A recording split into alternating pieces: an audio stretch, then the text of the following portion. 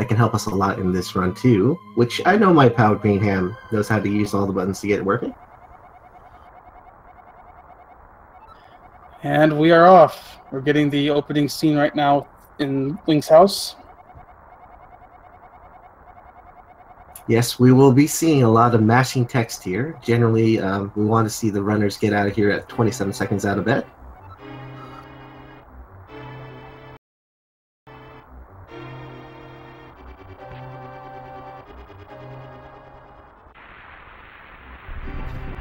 So we have a couple second delay here as our streams all get synced up.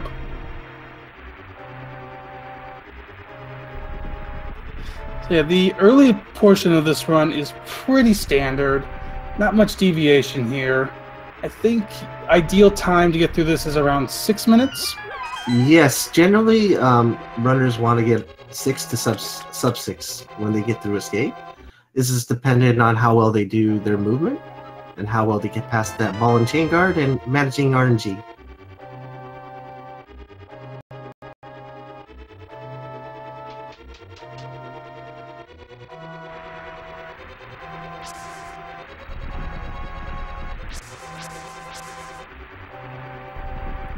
So everyone has their swords and they're heading into Hyrule Castle now.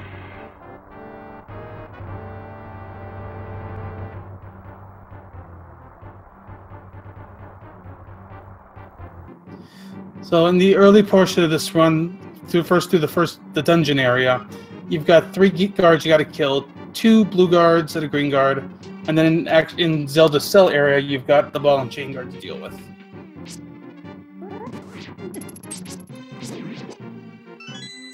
See, all 4 runners elected to hit the blue guard so he was towards the door so they can grab the key and get through the door pretty quickly.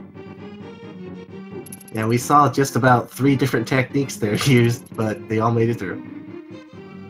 Generally, the fast optimized one was the one that Elminster did, where you walk a little bit closer and do the side spin.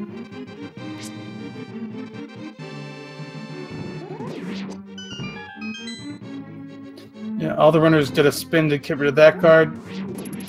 And then similar format, spin and a slash on that one, grab the boomerang, get the key.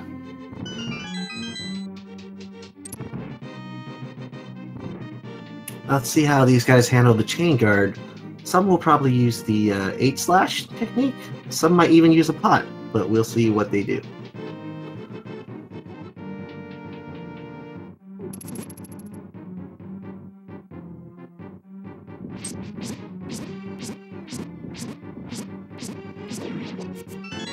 Looks like 3 elected for 8 slashes, and Yuda's going to elect for the pot plus 4.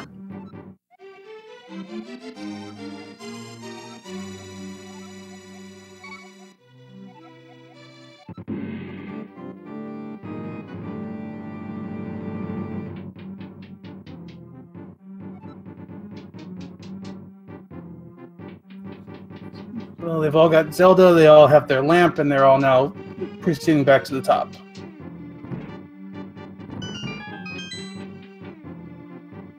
Alright, one key thing to note is, as you see runners go through stairways and so, they are trying to prevent stair lag by not going directly out of the door, by going straight.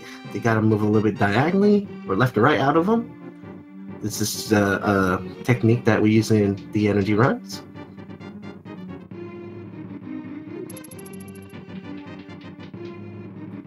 Yeah, that's one thing I started to watch on these runs is how the runners go in and out of doors, making sure they get into the doors cleanly and come out of them cleanly as well.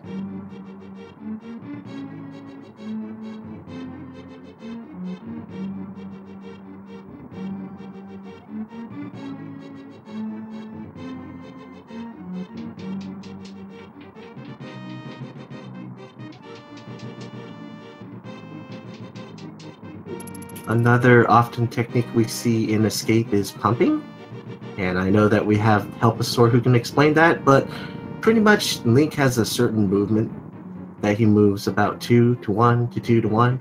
By using the pumping, we can recycle his moving into a 2-frame movement, and that's why people do it when they go north and left. It's a bit of a tricky technique to pull off, but when you can get it, it'll save you some seconds for sure. And in these runs, every second counts.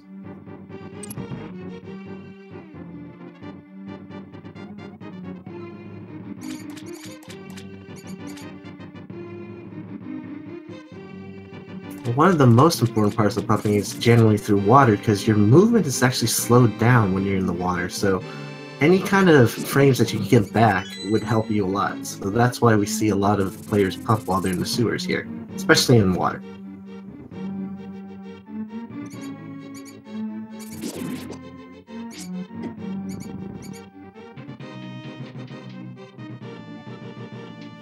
And the runners are starting to come out of the escape sequence. Let's see what times they come out at.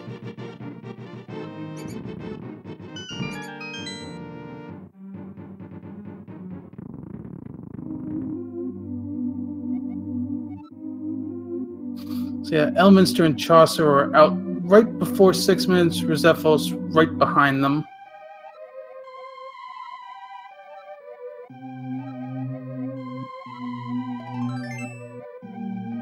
And then Yuda comes out about 6:15.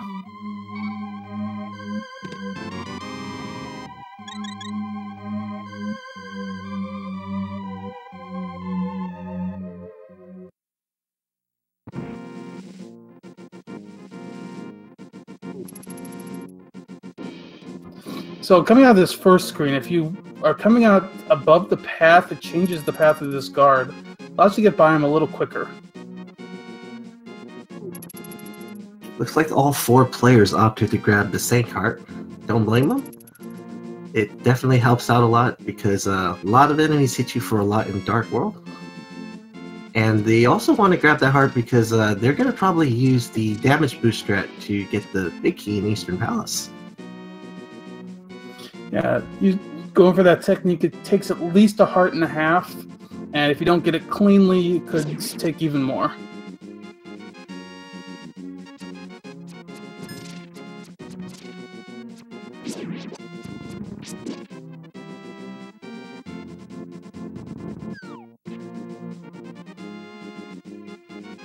Another thing you'll notice is the runners use the boomerang. It's actually faster to boom the enemy than slashing them to move across, so that's why they use the boomerang strats more here.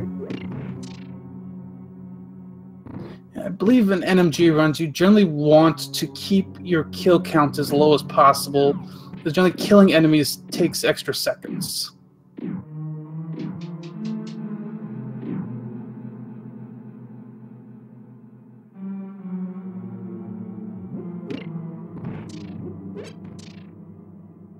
As you see Udai move through those stairs and all the other runners move through the stairs, this is actually one of the most important places to pump, because you can double pump on these stairs on your way into Eastern Palace. Meanwhile, as the other runners come to this room, there's a path you take in here to get 2 skeletons to spawn. If you can do that, you can get to this room a little quicker.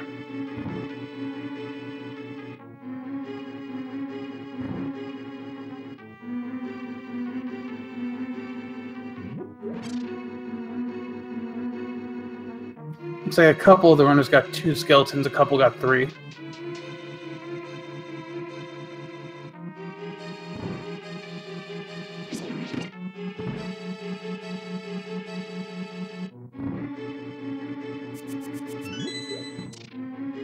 Looks like all the runners got the safety arrows. Generally, you want to pick those up so that you don't have to worry about arrow count. Coming up in this next room with Elminster and Chaucer is the damage boost that he was just talking about.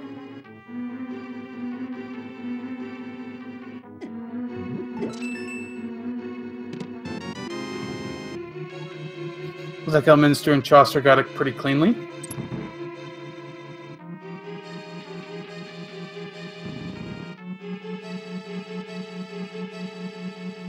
rezephos, I think, struggled a little more but got through it. So he's down to 1 heart.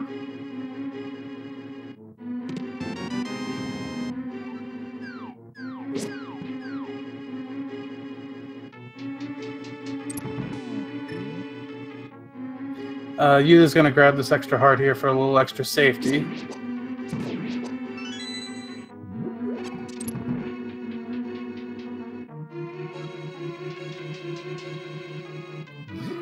Yep, both runners grabbing the extra arrows in here.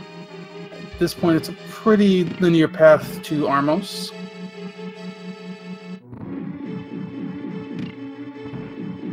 They're about to head into the Zelda gamer room. See if they have any trouble here. Looks like Elminster did quite fine, and so did Chaucer.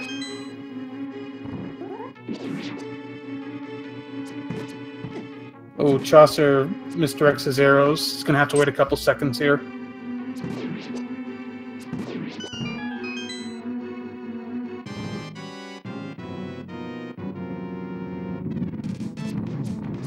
Alright, top right stretch done by Elminster. Textbook. Oh, Chaucer running into a little bit of trouble here. He's got to watch his arrows.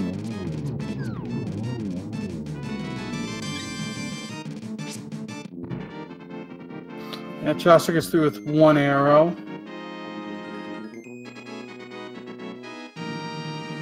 Rezi's also got to be careful. His arrow counts low. He got it with the last arrow he had.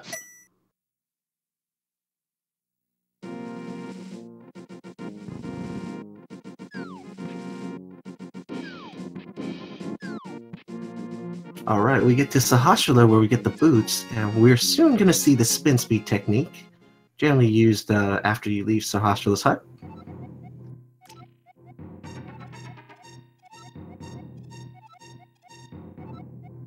Actually, Elminster elected not to use that right now.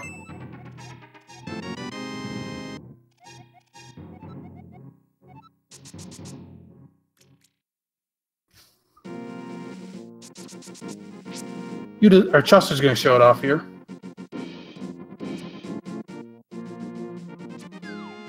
So basically how that one's executed is you spin, you charge up a sword spin, and then as you release the button to do the spin, you hit the sprint button right away.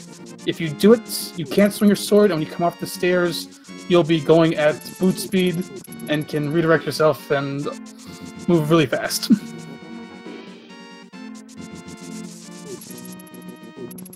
And there's an alternate version we'll see once they get the hook shot.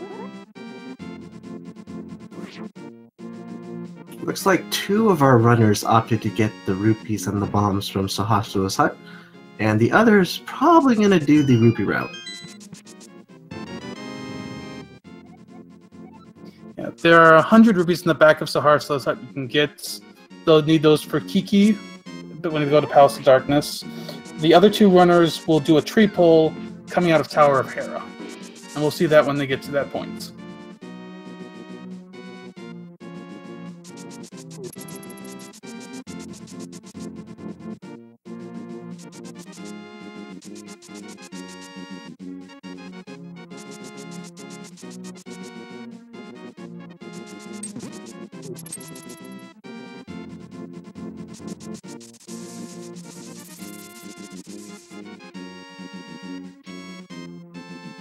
You saw Elminster and Chaucer get through the swamp area where they dashed through the water. The reason why they dashed through that water in that specific point was going through water is really slow in general through the movement. By going through that entryway that they went through, they minimized that as much as they can.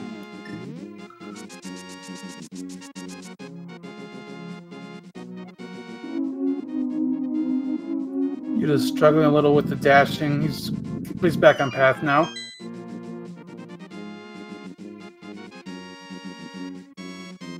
Yeah, I believe in the swamp area, the grass does slow you down a bit more, so doing the water is advantageous there.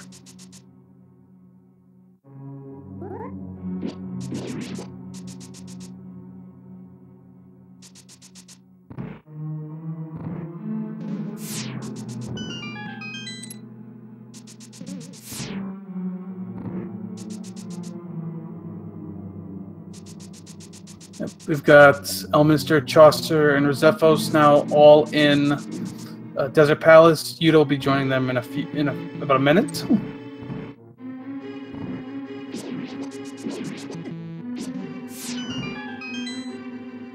Rezi tried for the poke and dash strat, but ran into the Andalion there and poked him twice instead.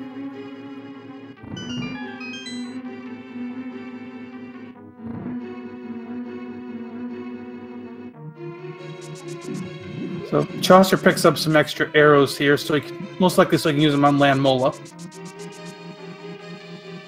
One of the important things about NMG runs is making sure you have all the supplies you need, especially arrows and bombs.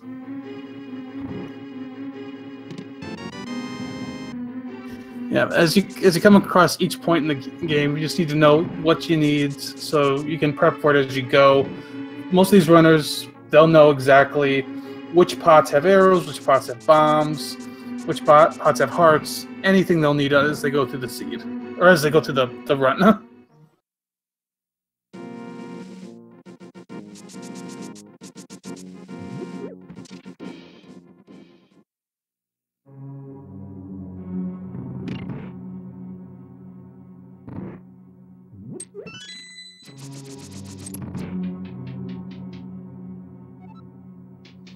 Elminster's making quick work here through the back of Desert. Chaucer's joining him.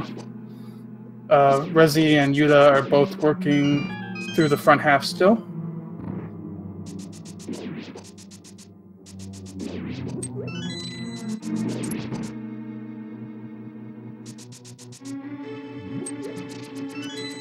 Looks like all four runners will have plenty of arrows for Landmola here.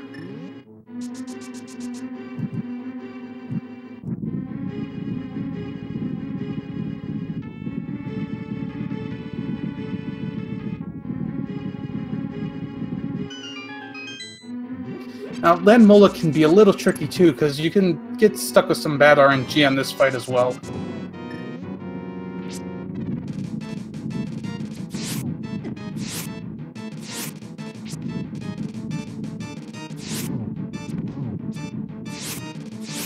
Ideally, look, the runners are trying to get around 2 arrows each time they jump out, but you never know which way they're going to jump, and it can be a hard fight.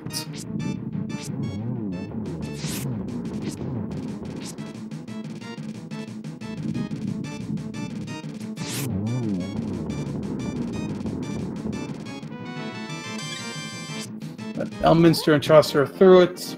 Rezi is going into it right now. Yuda's not far behind. Alright. So, the optimal way they're trying to do this is trying to get the arrows not to miss, because when the arrow sails across the screen all the way, you can't really shoot another arrow until it hits the wall. So this is the reason why they usually try to shoot these arrows up close to get the heads, because you can't fire another one if it keeps sailing across and hits the wall. Until then, you can't use the arrows that do the most damage to these Landmolas. So we're seeing a bit of a route divergence here. Elminster is taking the land-based path to Death Mountain, while Chaucer is going to go for the fake flipper here. Elminster is what we call going for the West Side Breeze route path, and then Chaucer just did the fake flippers for us today. In terms of the route, fake flippers is slightly faster, but there is a risk to it. There is a risk of a soft lock, which can happen if you get hit by anything while in fake flipper state. Yes, and we did run into that today earlier in the tournament, so we want to advise runners, if that does happen to you, do not press anything on your inputs. Just press select and save and quit. This is the one allowed rule change that we have in this race. Is generally you can't save and quit, but for the sake of this tournament, we allow runners to save and quit at that point, start at Link's house, and continue to run from there.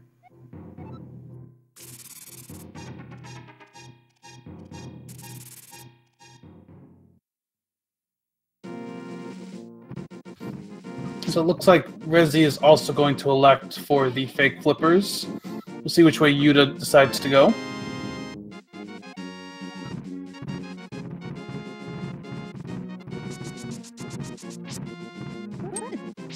And Yuda's also going to go for the fake flippers. Chaucer having trouble with that damage, or the boots there, and down to 1 heart, he's going to take the safety and get the refill from the old man.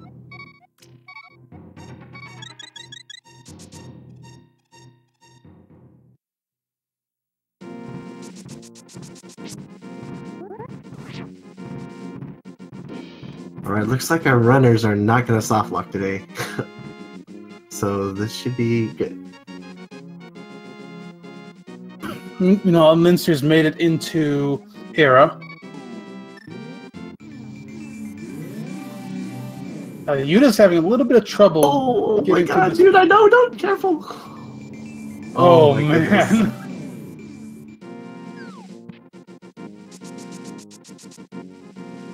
Okay, Yuda's good.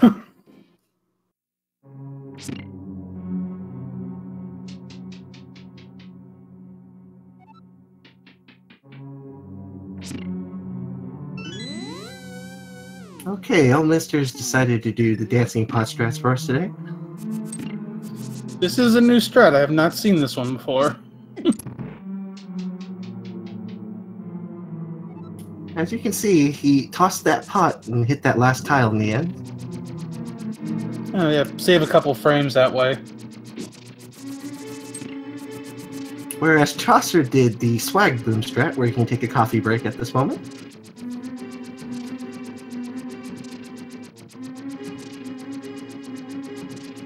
Elminster's heading upstairs. I'm guessing he'll probably grab a bomb here so he can do a bomb jump. Yep, there he does. There he goes.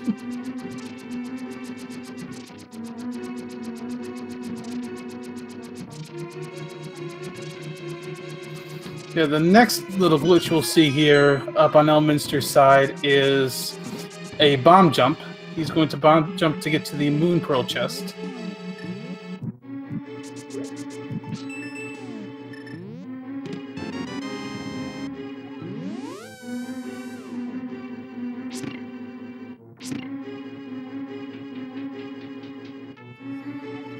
So basically how Elminster pulled that off is he set the bomb, so he got himself close to the pit and set the bomb, and then by dashing, he allowed himself to be knocked as many as 6 pixels, or he has a 6 pixel allowance to get across that pit, being blown across. Yes, by dashing, it actually increased that bomb jump box so that he can make it. And now Elminster's the first to the Moldorm fight. This is one that could definitely get our runners a bit.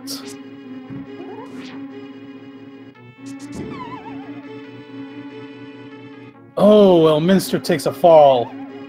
Oh, Chaucer also takes the fall by missing the jump.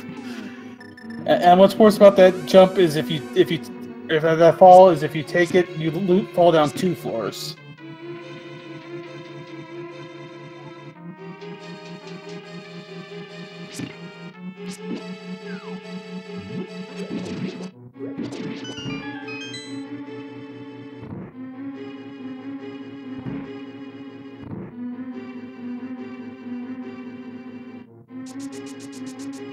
And Udai opted to use the bomb to get the iframes so he can wait over here for his coffee break.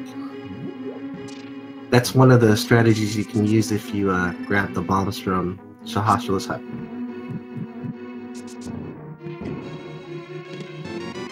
Chaucer gets the bomb jump on his second attempt.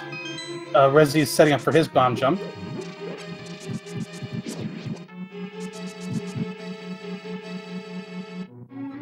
Well, Minster's the first through Moldorm, and he's going to go pick up his Master Sword now. Now this is where you're going to see Elminster grab his rupees by using the rupee tree route, because he didn't do the bomb area in Sahasrah's hut. He's going to have to get these rupees somehow for Kiki the monkey to enter Palace of Darkness.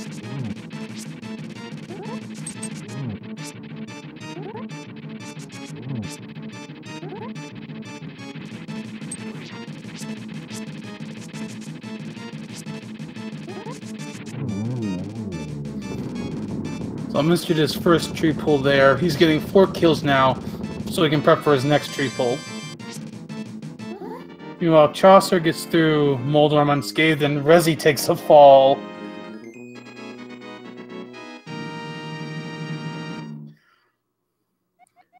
In terms of the bomb jump, I don't think that's technically a glitch. I'm not 100% sure. You can do it in any version of the Link to the Past.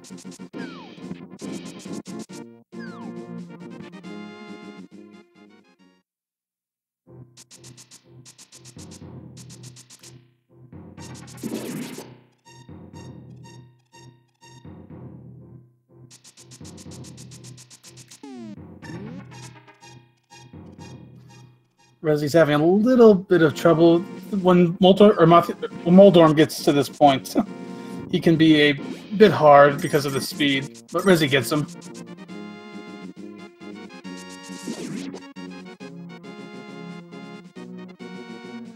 As you can see, I didn't mention earlier, Chaucer's pulling this first tree tug here, so he resets the tree pulls. So then he has to kill 4 enemies later, so he can pull another tree in Lost Woods, which you're going to see in Elminster side, and get his remaining 80 rupees there. But the key to this strategy is you have to not get hit at all when you pull the second tree tug in Lost Woods. And you have to kill 4 enemies on the way. So Elminster's actually still a few rupees short, but he'll get those in Aghanim's tower as he's making the climb.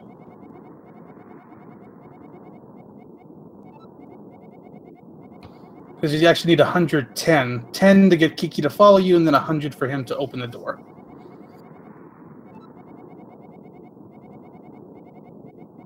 Yes, generally the reason why you don't have to worry about the rupee count at this point is you're going to be guaranteed 6 rupees on your way to Aghanim. There's a circle of pots there, and there's always going to be a blue rupee and a green rupee under those pots.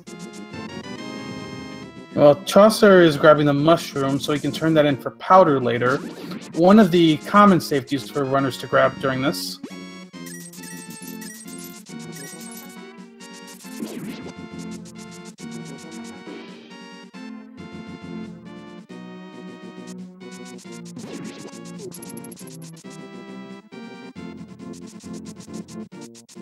So Elminster's making his way through Aghanim's tower, Chaucer's on his way there, Rezi just got his Master Sword, and Yuda is heading into the Lost Woods now.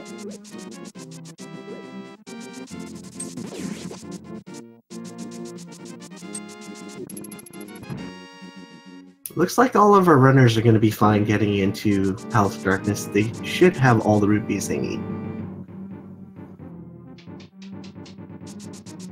Yep, all their rupee counts look good. They just have to make sure they don't get hit while carrying Kiki.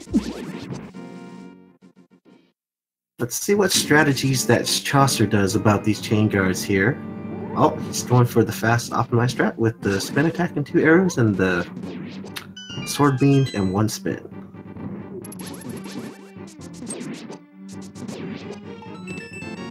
Now you suppose why Chaucer did these dashing techniques. Well, he's trying to preserve a fairy, and the way you do that is you're kind of manipulating the prize pack so that the fairy will appear later towards Turtle Rock. And by dashing, you can actually keep that count down.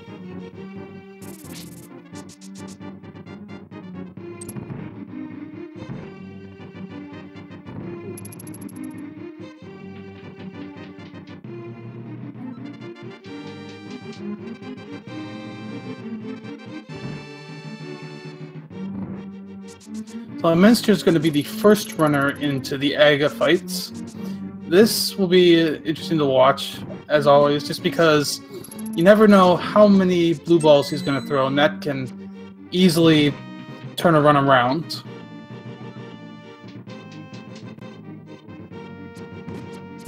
Yes, unfortunately, this is RNG based.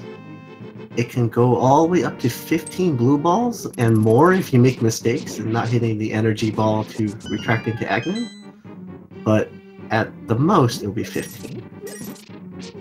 I dare not mention who got that, but we did have a runner who actually got 15 blue balls in the tourney already. And the other thing Elminster's doing in this is he's making sure to knock Aghanim towards the center of the room each time, so his teleports take a little less time.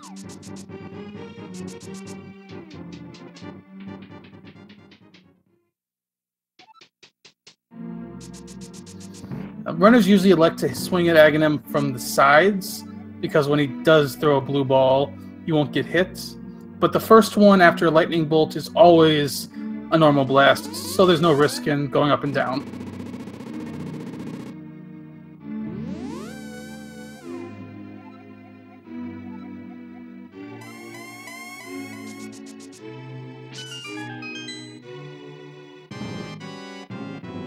Elminster is getting his fair share of blue balls in this fight.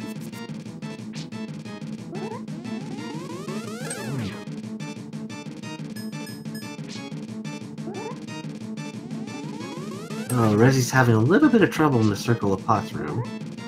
Generally, the strategy is try to pick up the pot and kill that middle red guard with the 2 pots, while trying to avoid the attention of the other red guard. So, didn't get an exact count on how many blue balls Elminster got, but he got at least 3 lightning bolts, so he got, I think, 4 to 5.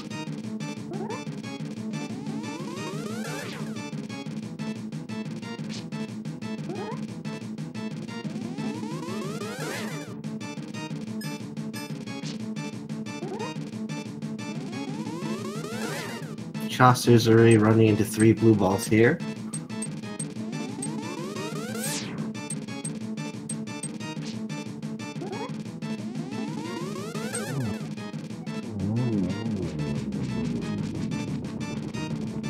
Oh, Udai, generally you want to switch to the boomerang so you can boomerang that key in the Circle of Pots, but he opted to not menu.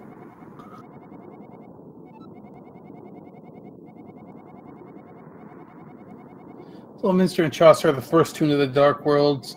Rezi is on his Aga fight. Yuda's about to get to his.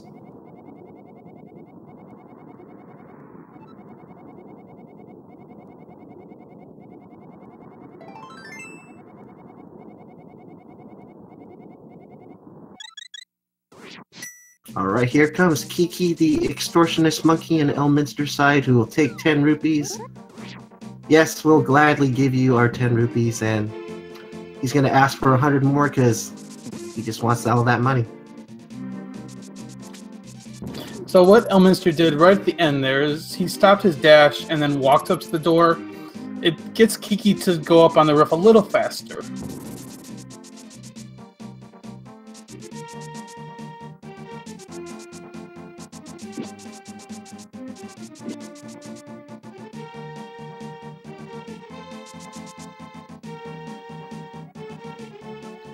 Rezi's through his Aga fight. Yuda's working on his. Looks like all these runners are getting their fair share of blue balls today.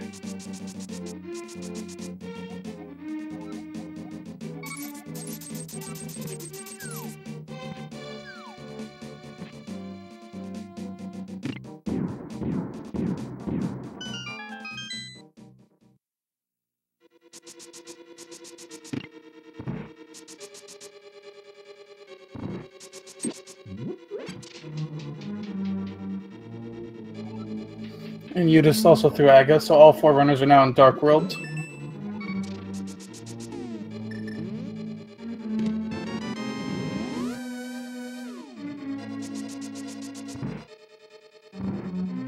And Rezi's super happy because he only got 1 blue ball. Yeah, I think he was the luckiest of the 4. I'm putting him on PB watch because he said that. Something else to watch is these runners go through pod. With the boots, something you can do to save a couple frames is when you're jumping off a ledge, if you hit the A button when you're facing right, down, or left, you'll instantly jump off the ledge versus waiting a couple of frames as Link walks towards it, then jumps off. That's what we call a quick hop. And that's helps you save some frames. And on Elminster's side, he is going to set up the hammer jump. Looks like he's using pause buffers to do so.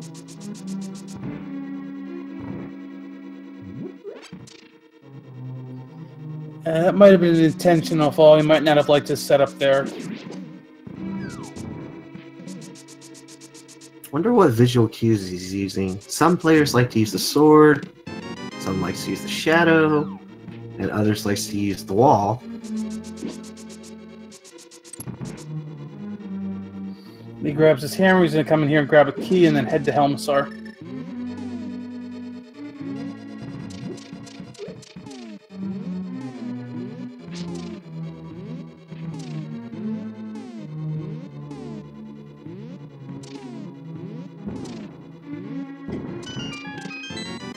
Chaucer also gets his bomb jump.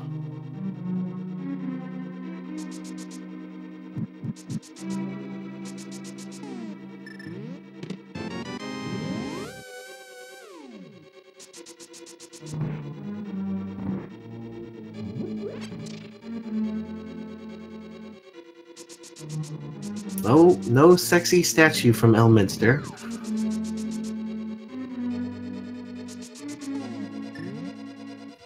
Did you just say sexy statue? Oh yes, this is the room where we call the sexy statue. It's based on a technique that we use in how we push this statue here. Oh, Chaucer missed it as well.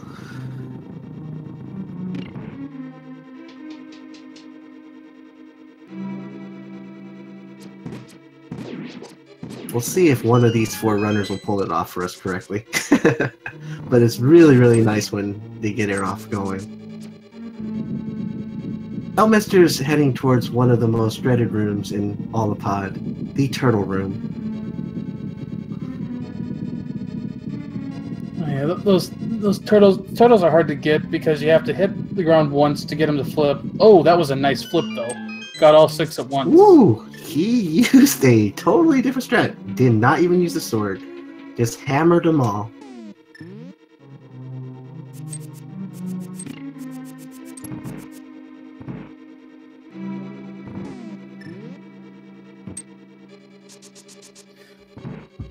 So all three of our 4 runners have gotten the hammer jump. Yuda's about to head for his. Meanwhile, Elminster's starting his Helmistar King fight. Electing to use the sword to buffer the hammer hit so he stays faced forward.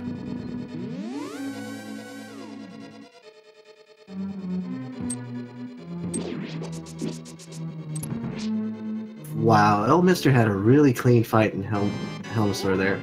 Took him to 0 damage. And you have to take 17 hammer hits to the head before the mask breaks. And then you can use the hammer to do tempered sword damage, or a spin attack that also does the same damage as a tempered. Chaucer gets a nice setup with the fireball. Smashes the mask to despawn the fireballs there. That's a good trick. Before the last hit, if Helma shoots out a fireball and then you break his mask, it will actually despawn all the fireballs that have appeared.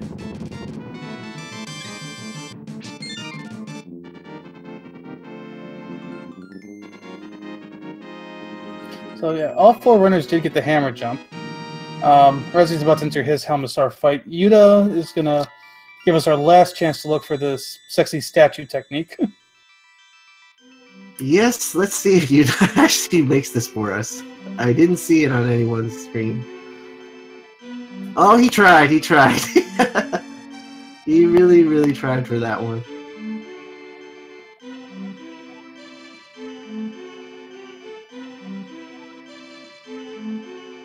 Oh, Yuda ran out of arrows, but luckily there's some in the pots in this room. This is actually good so far. 3 of our runners made it through Helmistar just fine.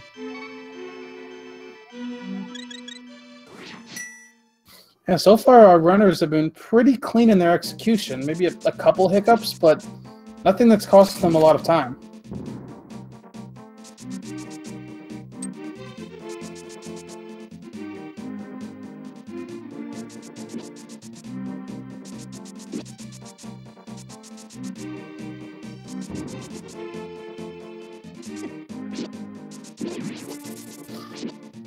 So Elminster's going to grab his shovel, and now he's going to mirror to the light world, and he's got a quick frame where he can switch to the shovel and dig up the flute before he gets frozen.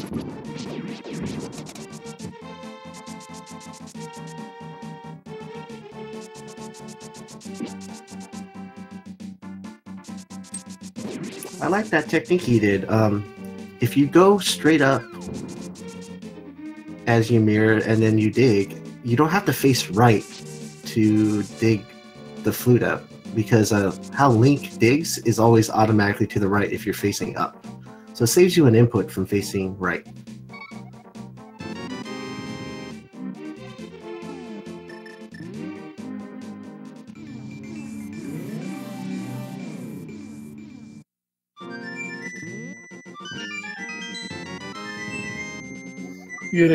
Chaucer also got his flute cleanly. Yuda's got to be careful here. He's at 2 hearts. 1 hug and he's gonna fall. I am so happy for all these runners. They have survived the Helmasaur fight, which is good. Yeah, that is very good to see.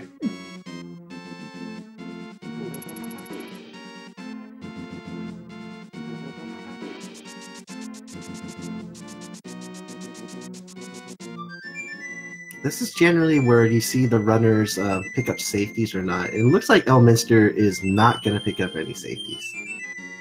Because if he did, he would have fluted to the witch and get the powder and the mushroom, or he would have picked up any bottles and net at the time. But it looks like Chaucer might pick up... Oh, okay, he's not. Yeah, he is. Yeah, he is. Yeah, he is. Yeah, he's going to get the powder. All three of the 3 runners other than Elminster did grab the mushroom. It'll be interesting to watch Elminster as he goes, just watching his race earlier today. I'm curious if he'll change it all as he gets further into the run. Let's see how he decides to play it. Now, this is the reason why we saw earlier how I was mentioning about the fairy manipulation in Hyrule Castle. It's basically the reason why he did that was he's trying to manipulate one of the fairies to appear later in Turtle Rock. Because generally that's where you take generally the most amount of damage. And that's just another safety that you'll have by the time you get there.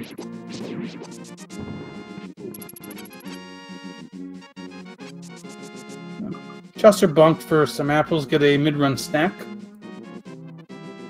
That's definitely a good safety option, is if you take damage on your way to Thieves Town, you could bonk into that tree. It does have 4 apples for you all the time. You know, Rezi's also picking up the powder right now.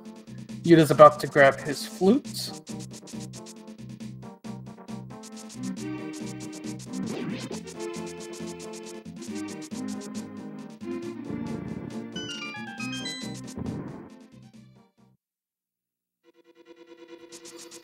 Now, Thieves Town, even though it's the 4th dungeon that the game wants you to go to in the Dark World, it's the 2nd dungeon runners will go to, because after this they can pick up the Tempered Sword and make the Dark World a lot easier. Now, Rezi tried for a spin speed off the stairs over there, but he missed it. Oh, I'm worried about his heart count, though. I'm hoping he gets some more... Oh, yeah. I think there's a fairy he can bonk to in the tree up here, if he remembers. No, this is for the magic. He might... I don't know if he's going to powder one of the anti-fairies when he gets into Thieves Town. He did grab the powder. There was a potential for a fairy in those bushes he just dashed through. Sometimes a fairy will appear in one of those bushes. But as long as he gets into Thieves Town, well, if he takes a death, at least he'll start back in Thieves Town. My one worry there was when you tug the door entrance to open in Thieves Town, there's that ghost over there that you might run into as you pull it open. And he luckily didn't run into it. Well, looking down at Yuda's screen, he's grabbing a safety bottle and a safety net, so he can net fairies later on if he wants to.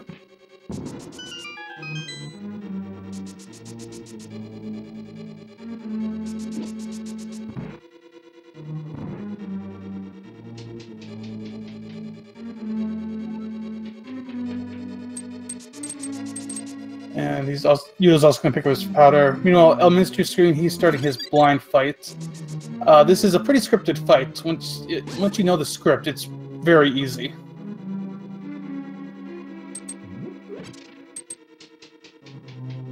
And Elminster demonstrated that fight textbook. Did really well. The only thing that could have been better is if blind was not in the light. Meanwhile, Rezi did take a death, and he's got to go start over in Thieves Town.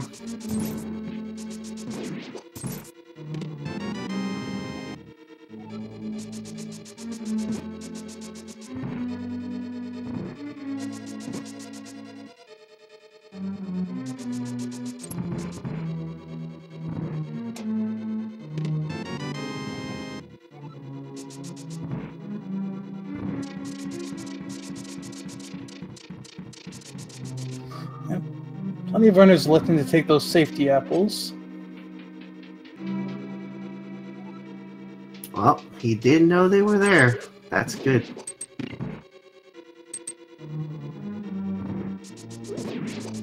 Now, Elminster's going to go into 2 separate huts here.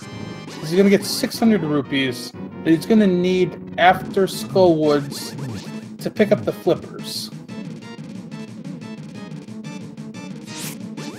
You see the first one now, and he'll do the second one after he saves the smith.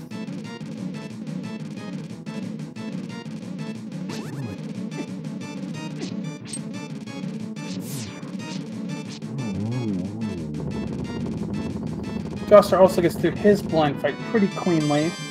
Rezi's on his way downstairs to get blind out of the cell.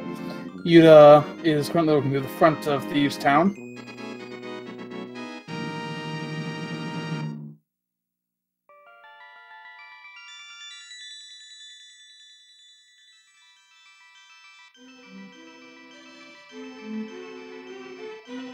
Alright. We didn't mention it earlier, but the conveyor belt room in Thieves' Town is what we generally call the Hellway. And you could make a perfect God Pixel through, but still on the top of that route, you still have enemies that can block you with RNG. It is a very tough dash to pull off. If you can, it makes you feel amazing. But there's a lot of RNG you have to get it.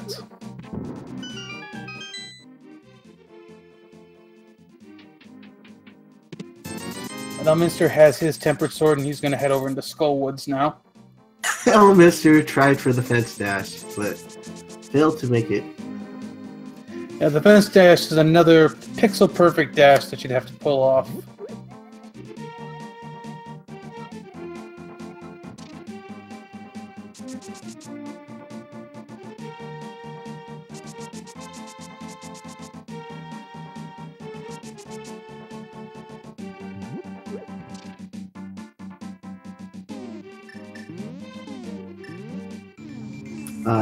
Geodition, yes. That is one of the routing parts of this game where you do that optimally, because why you do that is so you can also swim to Ice Palace after you pick up those items.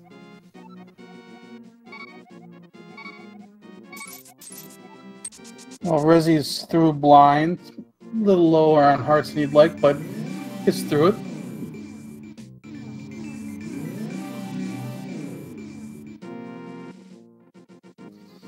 And Yuda is heading down to save blind from his cell.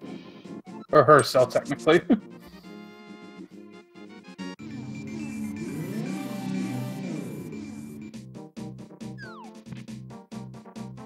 Alright, Elminster tried for the bomb jump here to get to the big chest with our fire rod here. Makes it the second time.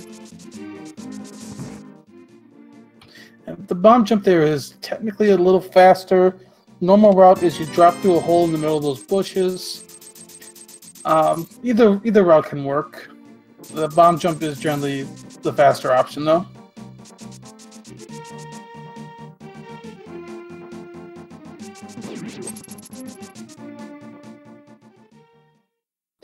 Almost just going to pick up a key here. He needs 2 for the back, but he'll get 1 in one of the rooms.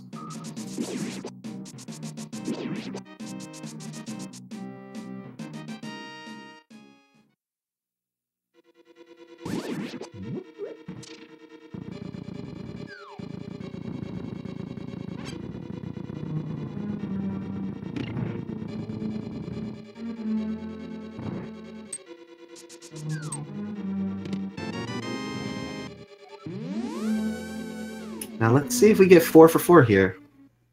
No deaths to blind. Let's see. Udai make this happen for us today.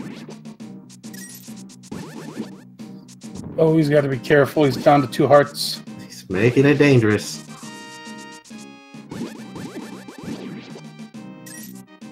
Oh, takes a death. But he grabbed the fairy. He has the fairy. Yes, okay. And Elminster's already in the Mothiel fight. Oh, he had a quick one. And Yuda got through blind, so A fairy revival death, but otherwise pretty clean blind. Yeah, Elminster was through that Mothula fight so fast, couldn't even really talk about it. He landed that poke dash, which is what he did right in the beginning.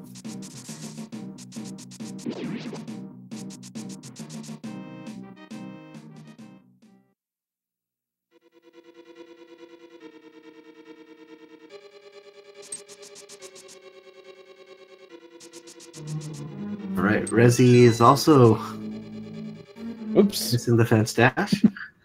And he also got the bounce back by hitting 2 bushes at once. And meanwhile, Chaucer's heading in his way to Mothula. And Udai's going to collect his tempered sword.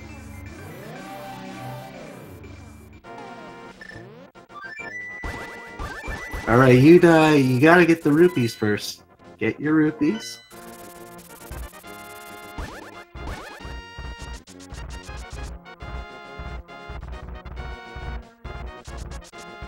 So, Elminster's diverging from the path a little bit here. He's electing to go collect the Ether Medallion right now. This says you can actually technically do this after any dungeon once you have the flute. Elminster's just electing to do it at this point. Udai's completely forgetting to get the tempered sword and already heading into Skull Woods without it. Oh, that'll make life difficult for him.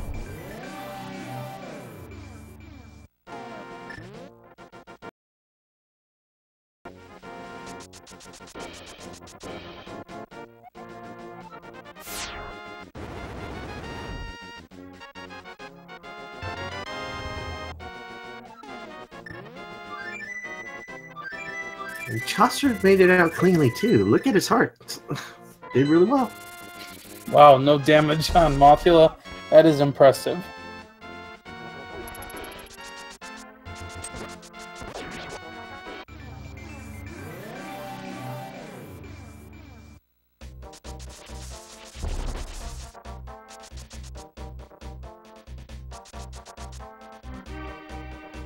The one worry about Udai's side is not just because he missed tempered, it's the fact that he also has to grab rupees still to get to Zora. Yeah, so he has to go back into Village of Outcasts and get that other chest. Yeah, he has to go to the Doorless Hut in order to get enough rupees so he can also buy... Yeah, so he can get the flipper money too.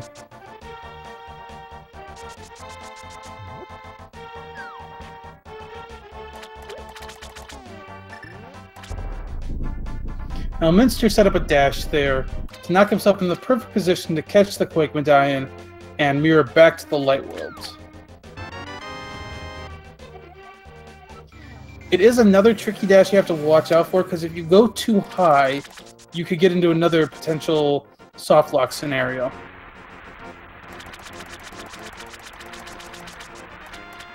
Yes, we do not want to have that happen to any of our runners today.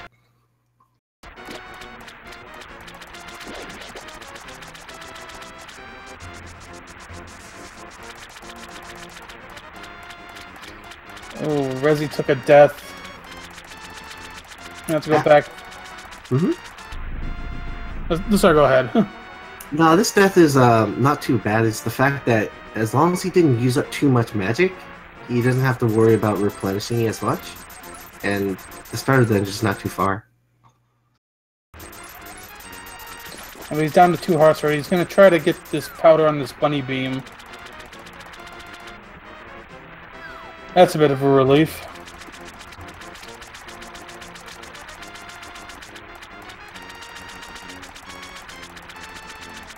Now Udai needs to remember to grab those rupees as he heads back to pick up his tempered sword. That's the one most important thing he needs to do as he heads back into Skullwoods after.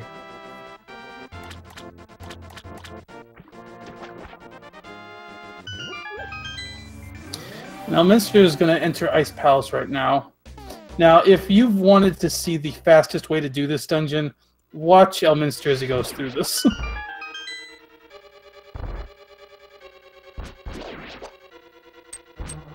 He's gotta wait and slash these jellies because he doesn't have sword beams. This is the reason why We would like to have sword beams when we head into Ice Palace, but he makes it through. Well, Yuda didn't pick up the rupees again. He's gonna have to figure out how to route it back then once he finishes Skullwoods. Maybe he'll flute over to Kakariko, and then yeah, it's gonna be hard because you want to be in the Dark World side, so I'm not sure how he wants to do that. And Yuda unfortunately fell down the wrong pit. He's gonna have to grab the key to get out of here.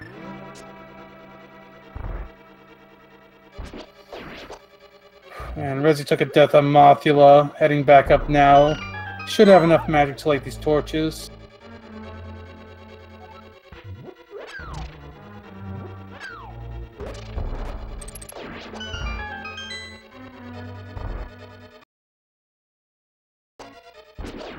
Alright, on Elminster's screen, as you can see, he's going to head towards the bomb jump section.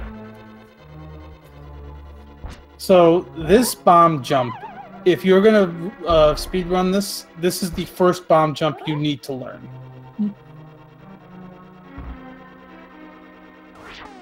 Looks like he got it this time. Second time around, yeah. So, by executing that bomb jump, he is going to be able to get through this in a matter of a couple of minutes. Whereas the game expects you to make about 3 full loops in the dungeon to be able to clear it. Yep, by doing that bomb jump, he bypasses the necessity of getting the big key, so he can go straight to the boss. And he also sets it up so he can push the block onto the switch, so he can also get to the boss. Meanwhile, over on Rezi's side, he's having a lot of trouble in this Mothula fight. I think he's taken 2 deaths so far.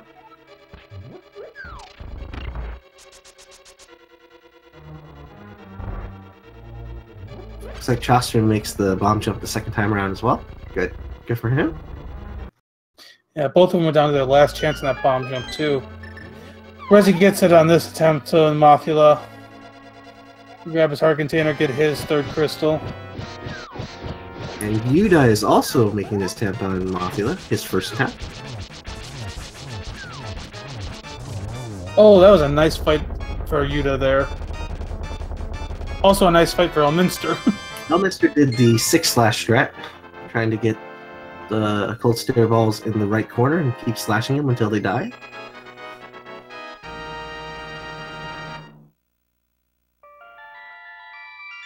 Do not despair, Rezi. We know this happens in runs.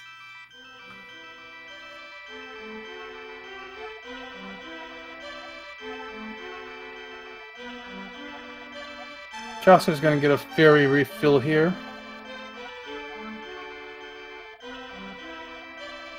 One of the nice things about 4-way races is seeing the crystals, maidens, in sync all at the same time, even though they're fighting different bosses.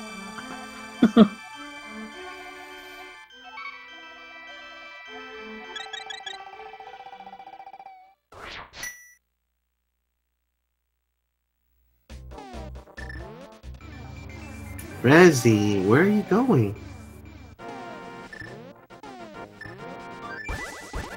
This is definitely interesting how Rezi's routing. He needs to pick up the Quake Medallion and the... Oh, this is his routing way of getting to the portal. Okay. Ideally, you want to use the Aghanim portal so you're by the pyramid, so you can already be more towards the goal already. Meanwhile, unfortunately for Yuda, never went back for those other rupees, and he's going to have a unfortunate realization when he gets to Zora. Yeah, he will be able to get Quake, but he's going to have to figure out how to get the 500 rupees necessary to get the flippers from Zora as well. So Elminster is electing to come into Mire before going into Swamp.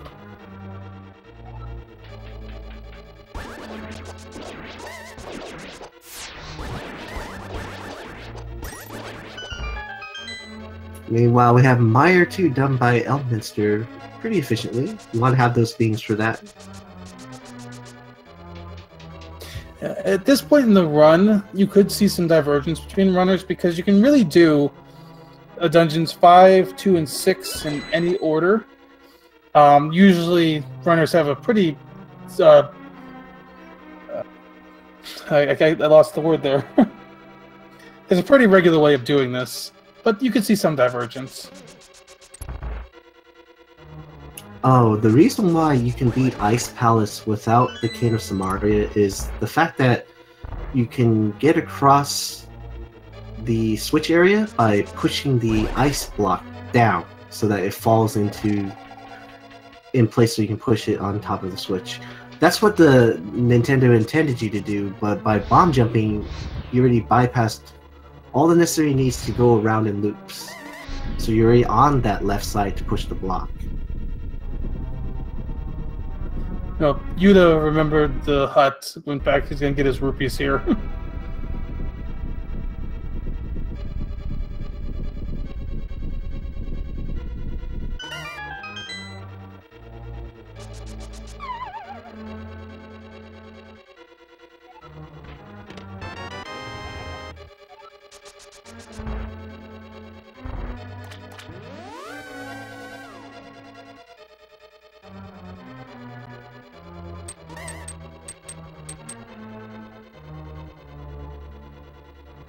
As you know, Elminster's actually doing this side first, Mire first, and then Swamp.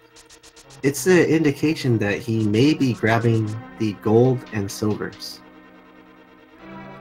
That is a good point. He can come straight out of Swamp and head right up to get the big bomb and go to the pyramid.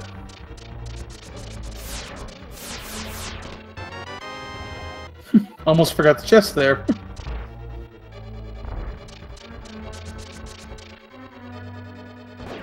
Yeah, I did see Elminster also do that in his race earlier today. He elected to grab the gold sword and silver arrows before going into Turtle Rock.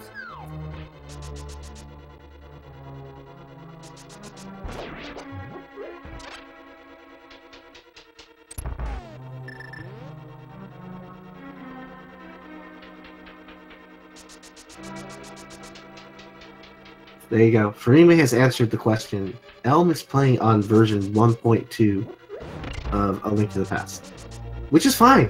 We do not limit to what version you play on. So, do you want to give any insight onto the difference between the original and then version 1.2?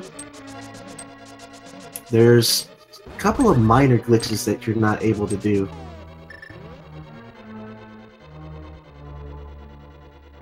Yeah, unfortunately, I'm not 100% sure what they are. I'm guessing flippers might actually be one of them.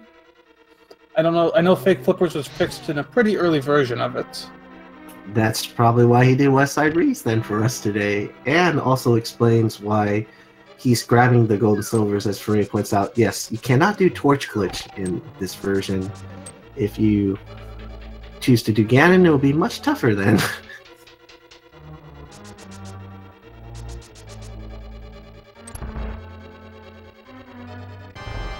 Let's see how Elminster handles this Vitreous fight.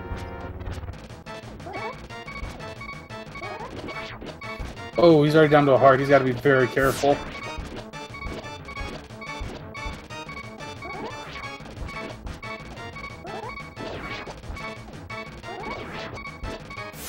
Yeah, this is definitely a dangerous fight.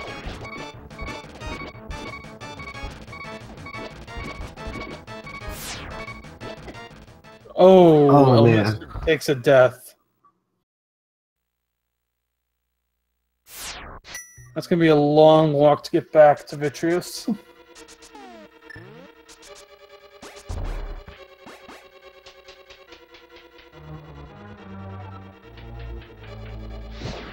Well, Rezi's about to go into his Cold Stare fight. Chaucer is working his way to Argus. Yuda's about to go into Ice Palace as well. Picked up some potions just to help out.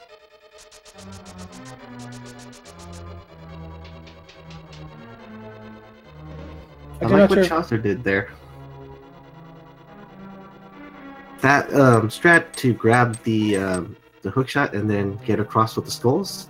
The way to do that is if you walk up against the statue to your right, it aligns you straight to the chest, the big chest. And then when you open that chest, the text box appears. If you hold then down and right, it'll position you perfectly to hookshot to the right side.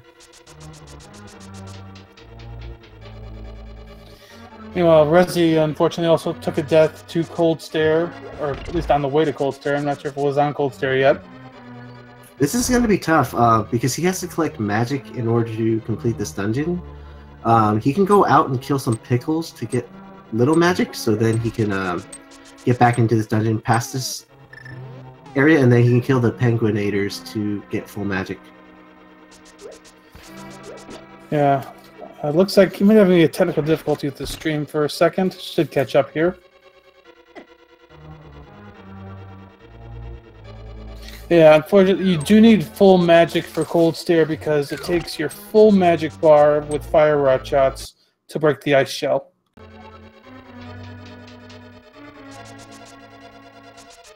Well, Chaucer is making some pretty quick work on Argus.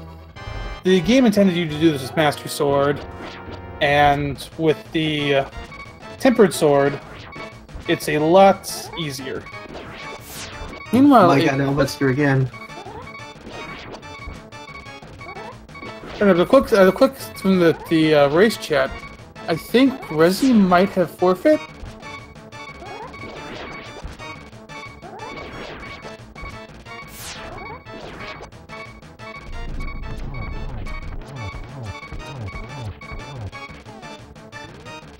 Yeah, that might be the case.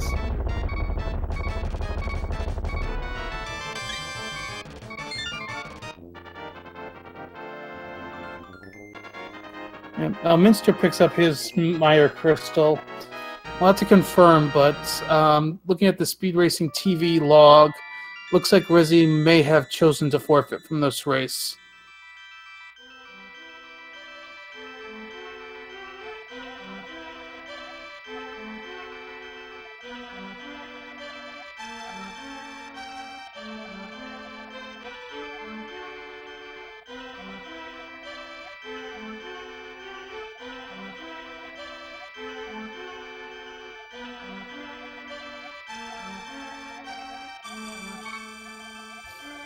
Well, Chaucer finished up Swamp. He's going to likely head to Meyer.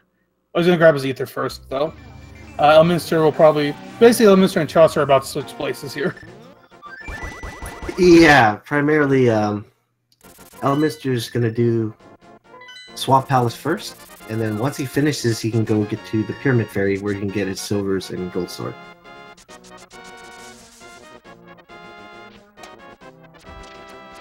Rezi died to Cold Stare, and I believe he forfeited from the race, because, yeah, after a while doing this run and dying many times, you kind of get disparaged from continue on.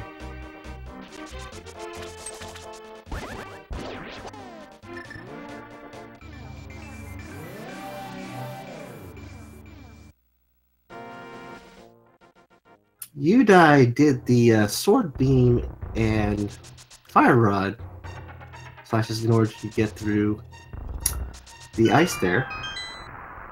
Oh, Yuda took a death though. Do they have a fairy? He's got a fairy. Yes, he does. That was what I was about to get worried about. And yeah, look at Rezi showing up a chat with good spirits. Love the guy. Yeah, unfortunate death to Cold Stare. It is tough. It is tough to head back. It's a long path.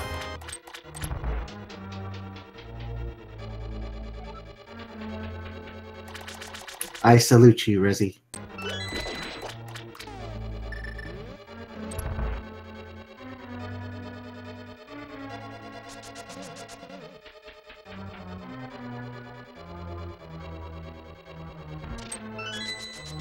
So I do believe, I'm not 100% sure if this is the rules that carry over for this tournament as well, but I do believe Elminster still has to finish Elminster still has to finish to actually get the official victory. That is correct. He has to finish.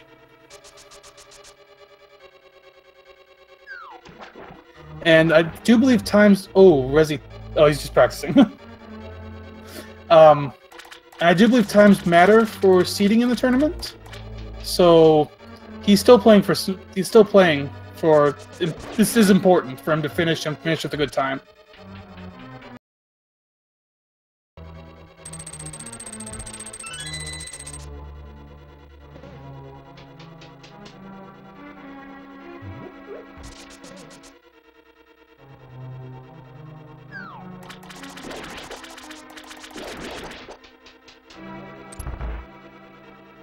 Meanwhile, Chaucer's blazing through mire here.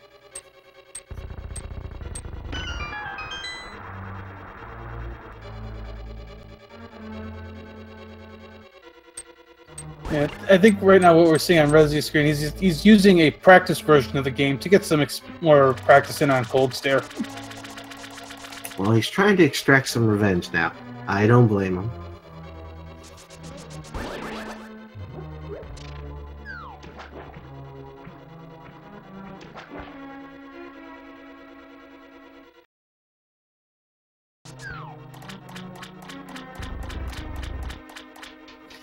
Watch Chaucer go through this room. Elminster already did this. Basically, what Chaucer's doing here is a block clip. As he pushes the block, he fires the fire rod, and the fire rod shot goes through the block.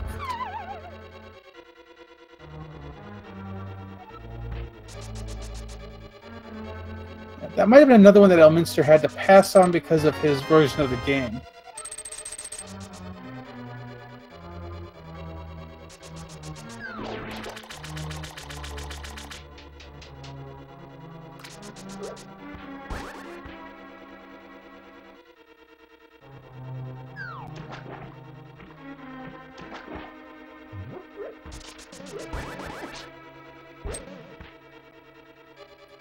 If you are looking for that practice version of the game, Greenham was kind enough to link that in chat.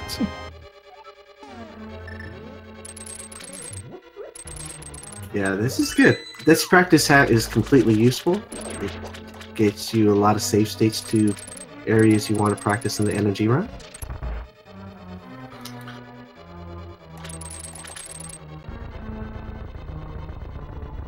As Rezi will demonstrate for you.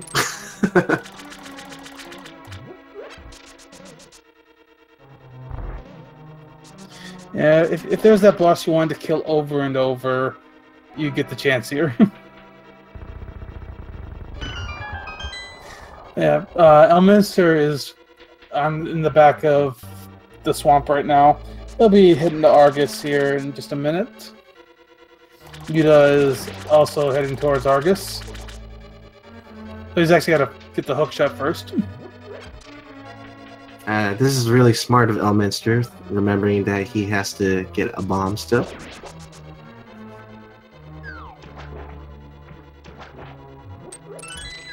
And check confirming, Elminster might have done the block clips in mire.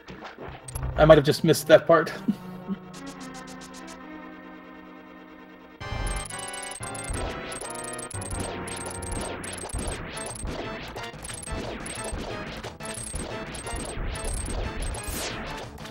Very quick fight of Argus here from Elminster.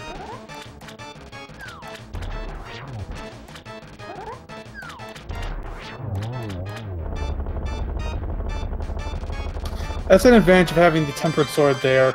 Each puff goes down in one hit versus 2 Master Sword hits.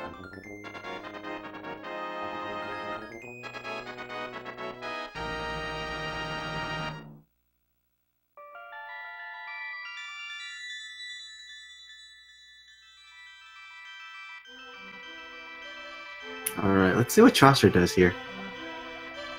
Looks like WQ strat viddy here. Oh, didn't get high enough there. Now he's doing some impromptu strats here. Yeah, many runners will like to take the damage you get from standing too far into the slime so they can get better spins on the eyeballs. It is a bit risky though, because if you get hit by those eyeballs, they hurt. Yeah, it does 4 hearts of damage, so that's why you want to use the goo that does 1 heart of damage to get the iframes in order to continue to spin attack the rest of the eyeballs there. You die. The key. Gotta get the key. Good. He remembers. I've missed that key many times. It's like, oh yeah, I got the hook shot. Here we go. Oops, I need the key.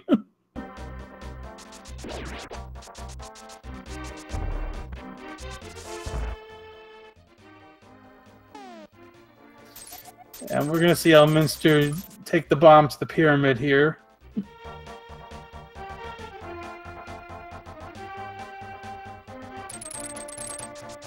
Oh, he uses the hook strat so he can dash while carrying the big bomb.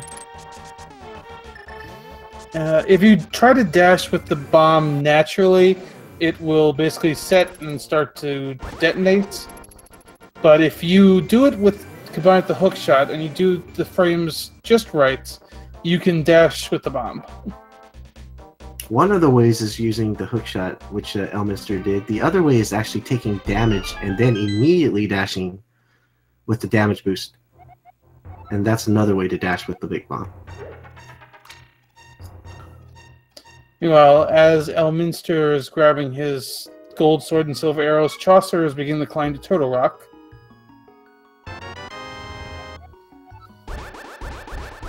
Now, just as a quick reminder, Elminster is playing Rezi, Chaucer is playing Euda. They're not playing each other, so it's just the top matchup and the bottom matchup. So one to win from the top, one to win from the bottom.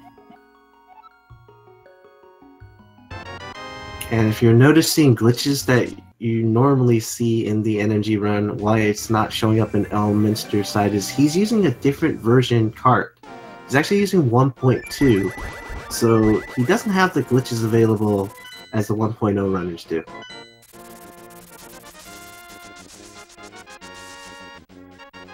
And as Greenham just pointed out, Elminster's had a pretty busy day. He raced, did a race earlier in this tournament. He also had a Super Metroid race that he did earlier today.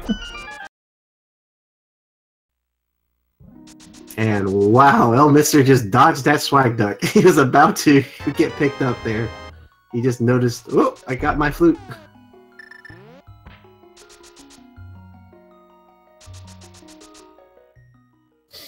And Chaucer is starting his dive into Turtle Rock.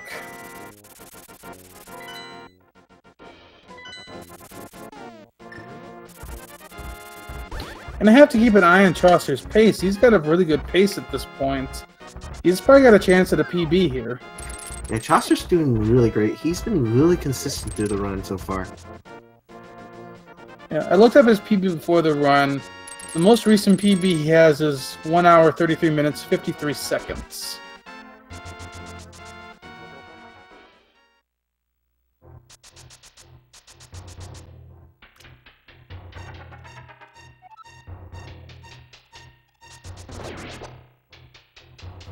Yuda just finished up Argus. We're gonna head over to Meyer next.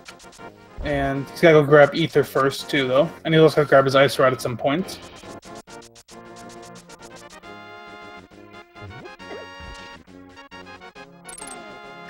Now, Yuda's also actually on a pretty good pace as well. His PB is 1 hour, 57 minutes. He's got a chance to put up a new PB here too. Yes, he's definitely in PB base.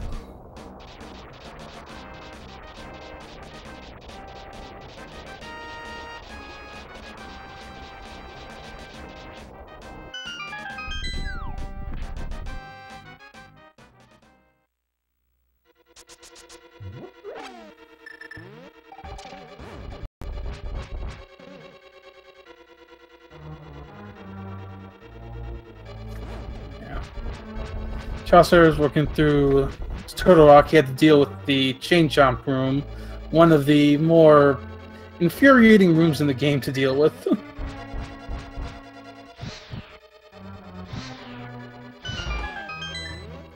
Oh, we gotta be careful with those skulls. They do 4 hearts damage. You know, the funny thing about those skulls is if you don't move, they actually stop moving.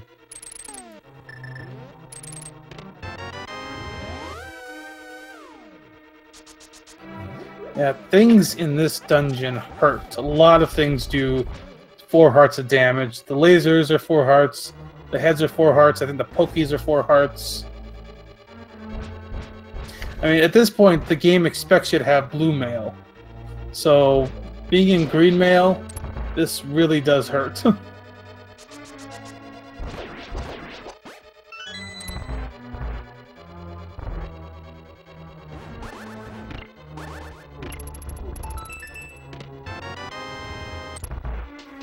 Elminster made it through the Chain Chomp room pretty easily, too. You guys keeping that murder dactyl alive here. Probably going for a bird toss. Ooh, that's That always makes the fans happy.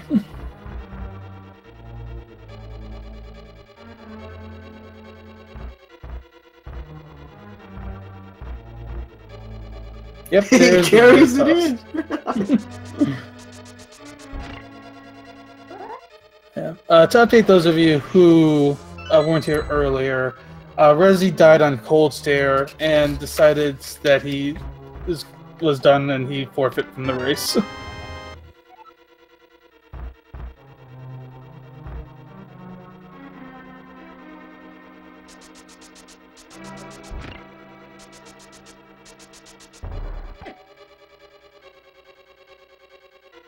Chaucer's definitely on great pace here. I mean, he's getting through these rooms, no problem. Wow, I've never seen that happen before. Hard Hat Beetle totally went on the opposite side after the Chain of Smarty block blew up. That was a pretty impressive laser skip there, though.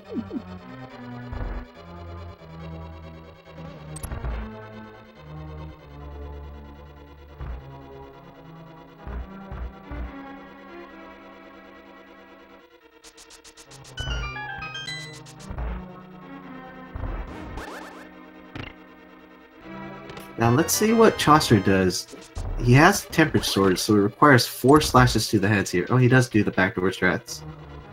This helps him get a 1 cycle.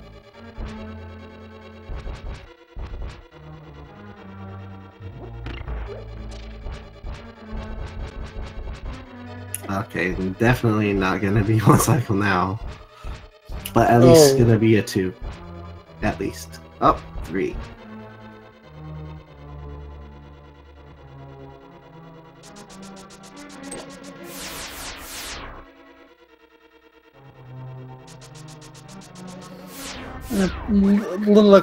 A few extra slashes on Trinex, but he gets him down pretty cleanly, though.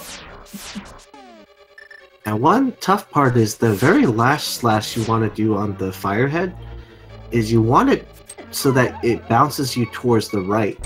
So then you have a chance to get over to that right side to get the blue one before it starts moving. Meanwhile, Elminster's got to be really careful here. He's down to 2 hearts.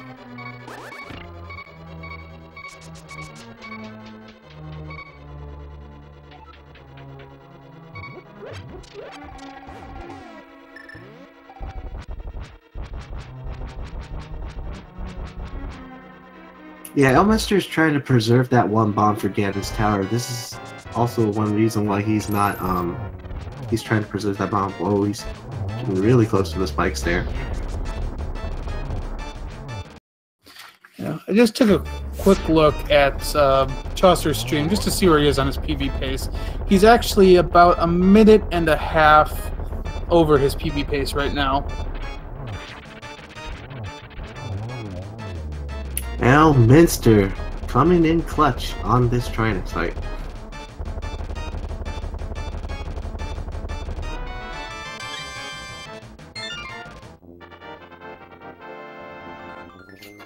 And Yuda's also working his way through Mire.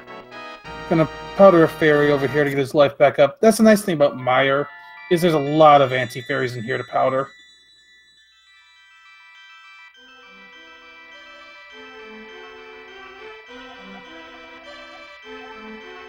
And Chaucer is starting his descent into Ganon's Tower.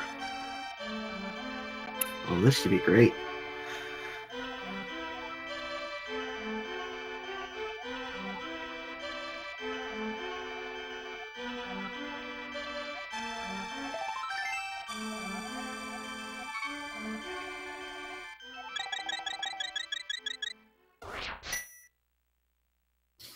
So as they're going through Ganon's Tower, there's a couple of things you need to watch for. You need to watch their arrow counts.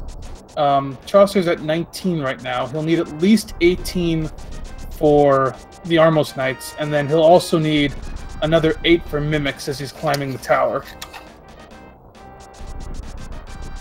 He will have a couple opportunities to pick up arrows.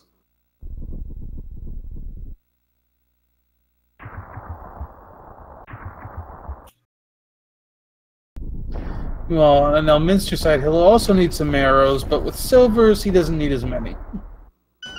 This is very true. This is the one good part about having silvers is the arrow management drops down tremendously.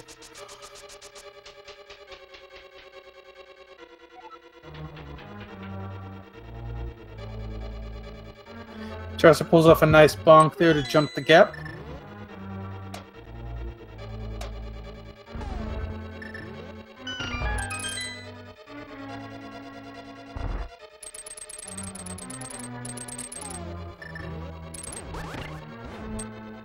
And Udai makes a good kill on video as well. Survives that battle. Comes in clutch. Very nice. Grabs the 6th crystal.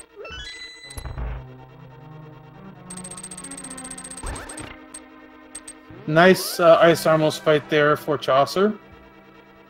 He makes a good recovery on that fight.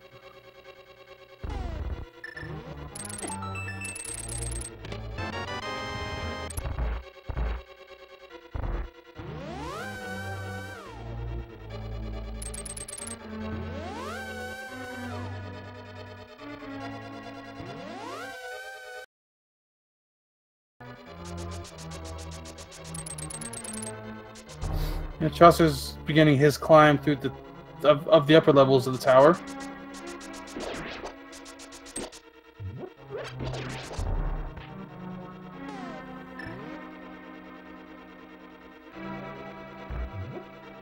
Unfortunately, I think Chaucer is a little too far off pace to PB, but he is on pace to potentially go 135, 136, I'd say. Yeah, that'll be great. It's a great time to finish.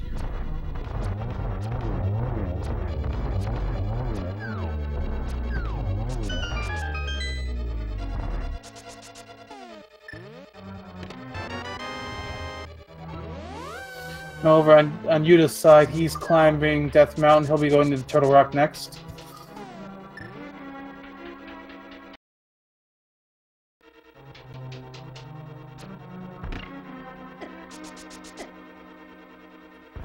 Looking at Yuta's timer, he is on PB pace. He finished Mire about 5.5 minutes ahead of his PB pace.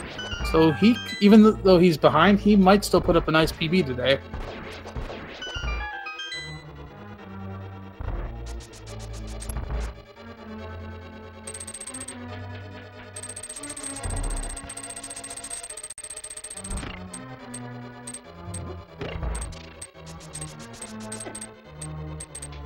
Yeah, Chaucer's making his work through the gauntlet. Ooh, he's got to be very careful. There's a bunny beam in this next one he can powder, though, to get some hearts back. The disadvantage, though, of using this bunny beam is it's going to change the Landmo 2 pattern. They will all jump out at once at the same time. That's what happens.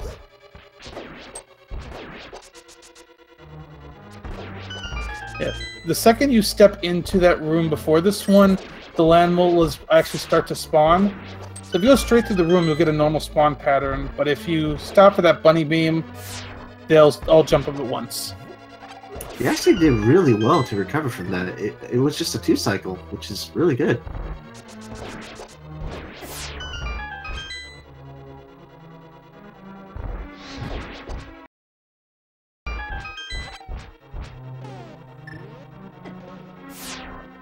We might see some different strats from Elminster because he has silver arrows, though. Yeah, 1 silver arrow to the head, and they die. And he gets a nice cycle there.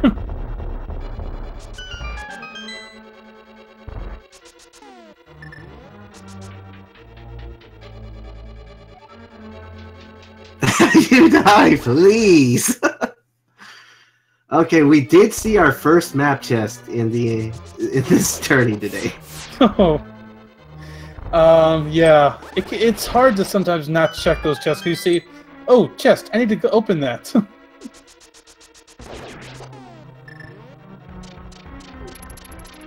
course, Udai was disgusted. Gave some horse lashes right away.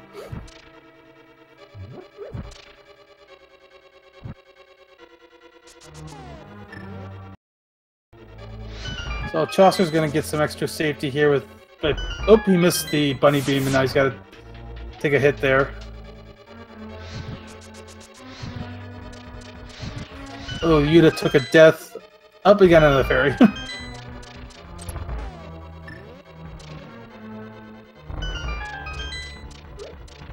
if you look at it right now, between Elminster and Chaucer, they're really, really close. And one has silver arrows and the other doesn't. So Elminster might even be able to catch up here. Yeah. It's pretty likely Elminster's going to pull ahead unless he takes a Moldorm 2 fall.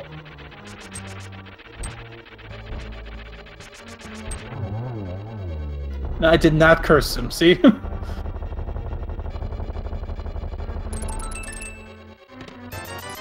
And Udai's definitely on PB pace here. He's well way ahead, even though all those those safeties are keeping him in the game.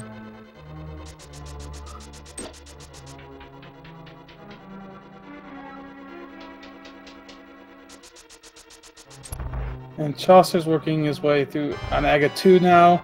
Elminster's also there. That was a nice triple hit for Chaucer there. I think he got Aga down in 3 cycles.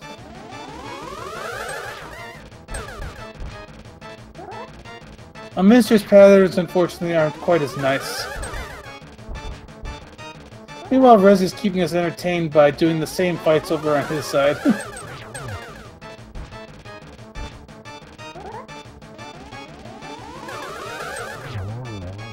Our boy Rezi still representing.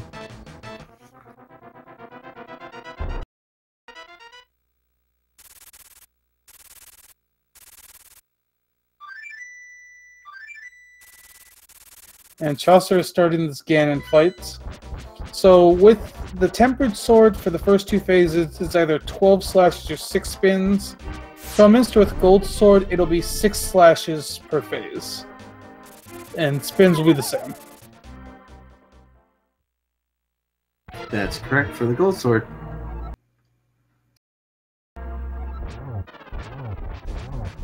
But however, he's going to use silvers in the end.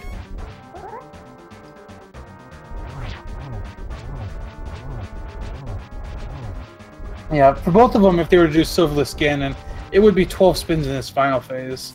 But Elminster will use silvers, which will only be 4 silver arrows needed.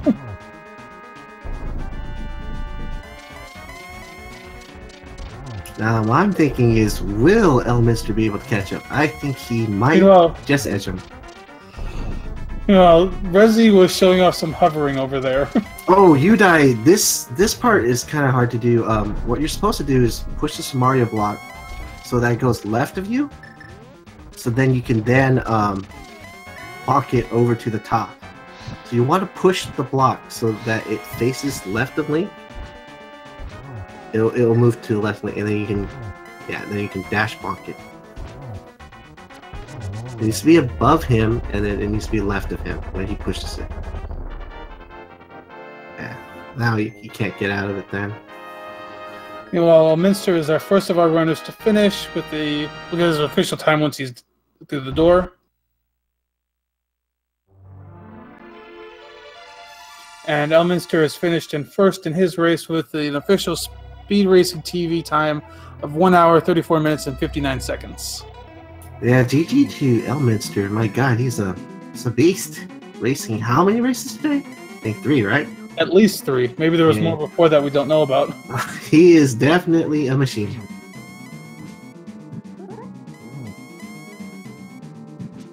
Meanwhile, on Chaucer's screen, we're watching the Silverless Ganon fight.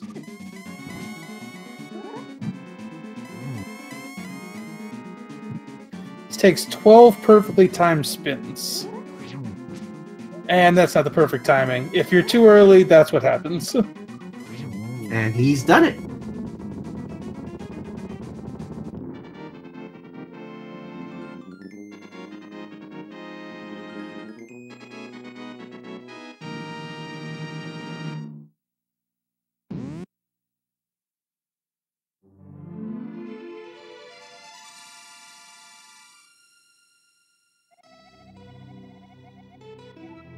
And Chaucer has a time of 1:36:04 in the Speed Racing TV time. GG to him as well. So with those wins, Elminster moves to 2-0, puts himself in pretty good position to make it to the next phase. His next matchup, though, is against WQ, who is the top seed in this tournament, so that'll be a tough one for him. And Chaucer goes to 0-1, or sorry, not 0-1, 1-0, and that's a very good start in his group as well.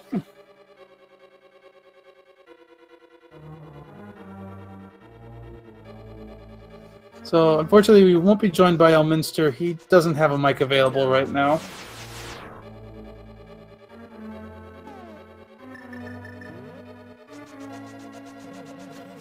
It looks like Elminster did jump in the chat, so if you want to ask him about anything, just type your questions in chat.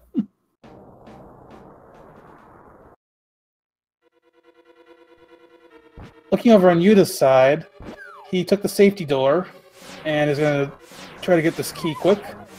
And we are looking at Rezi's cat.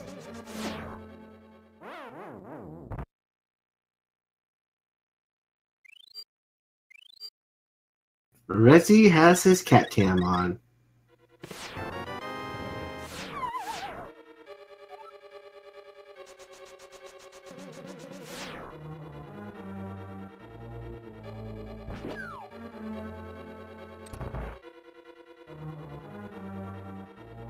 I love seeing cats.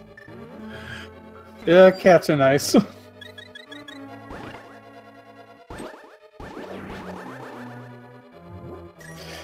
Back to the action. Yuda is working towards Trinex now.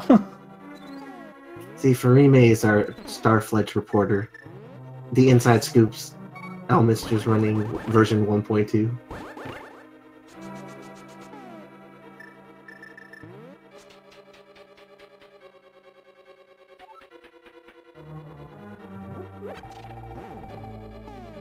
That is a very good question, Neody Text. Why is Elm running 1.2? Aha! And that's the response. It's official.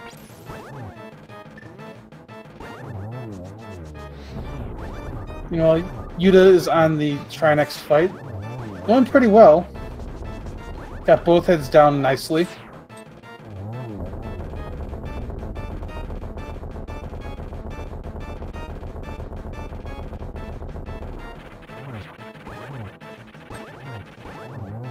Very nice Trinex fight for Yuda. Yes, it was. It was a really great fight. Stand right in the middle.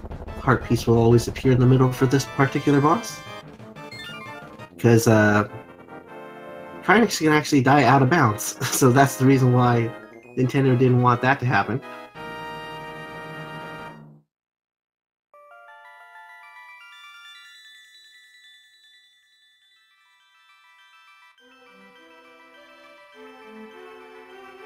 But we are going to be joined in chat with Chaucer here in a minute. He's probably just taking a well-needed break after that run. I don't blame him. 1 hour and 36 minutes in, I'd like to take a break myself too.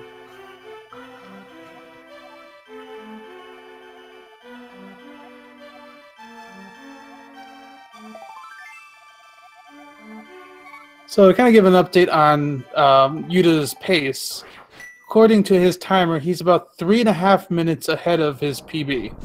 So he's still on pace to PB in this run.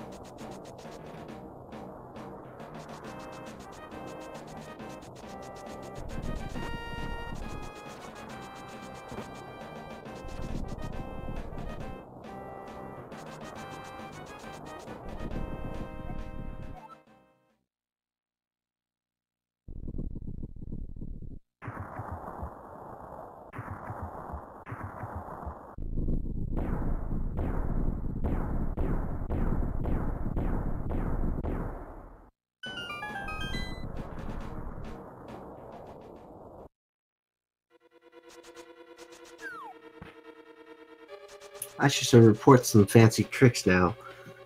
Now, usually when you enter Ganon's tower, you want to enter it at a low point possible because the crystals actually appear even faster if you can get in lower. So that's why you want to enter a little bit lower than being right next to the top of the tower.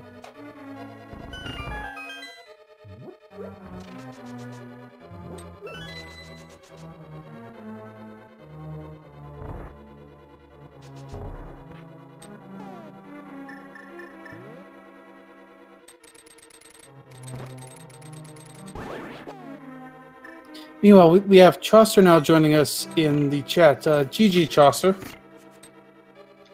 Hey, hello. Can you hear Hey, me? Chaucer. Yeah, we can hear you just fine. Thanks for racing, man. Yo, good games. So, how do you feel like you did in that race? Yo, thank you guys for commentating. I had a really fun time. I tried to do as much damage to myself as I think I possibly could, and bonk as many times as I could. But You had a really smooth run, though. I didn't see any places where I felt like it was just... You just executed as well as you can.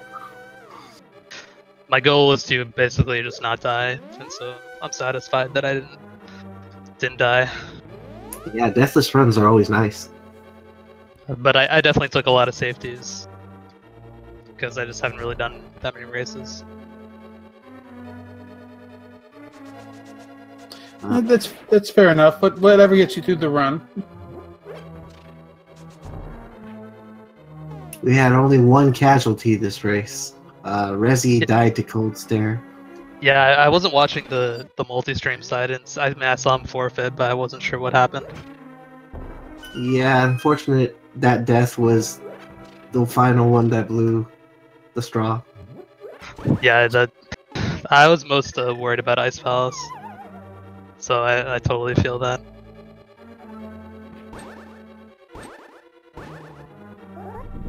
The other difference is that Elminster is actually running on a different cart. He's running on version 1.2, so there's a lot of glitches he's unable to do.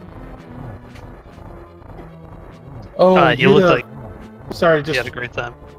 Sorry, just to go back to the race for a second here. Yuda forgot to grab some arrows, and now he's gonna have to do sword struts on Armos.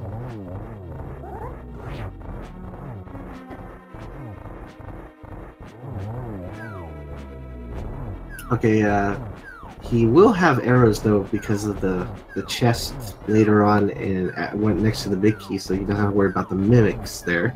Yo, I'm loving this battle. Look at this shit.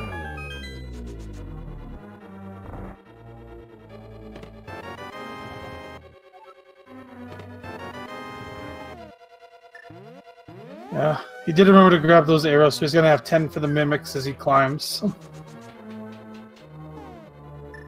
This is good.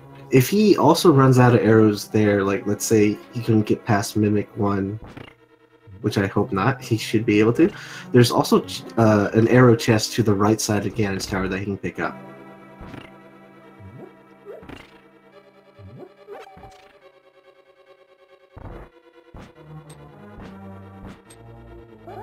Yeah, these mimics are a little tough to move.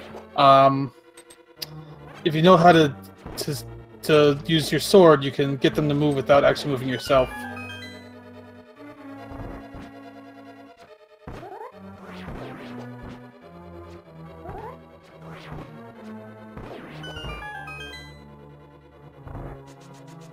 He makes it through those rooms.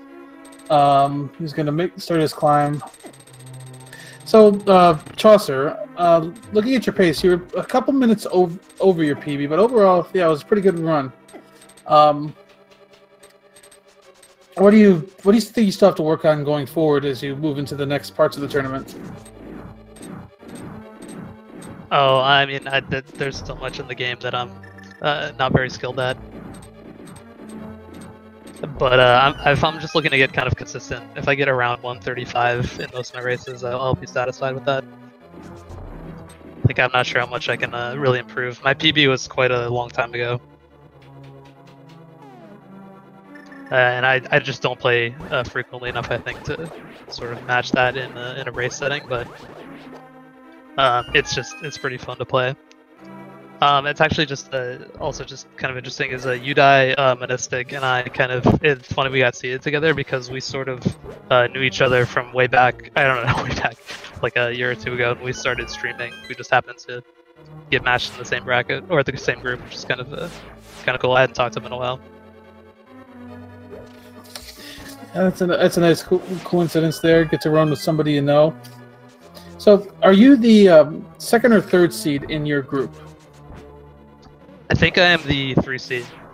I think DBZ is number 1. Dragon Ball Z Fan Kid Buu, I think, is the first place. He has a sub 130 for sure. And then Skarsnik, I think, is also ahead of me. He has a very good time as well. All right, so you got this first one out of the way. You get another one, you've got a pretty good chance of moving on into the next stage of the tournament. How do you feel just going into those?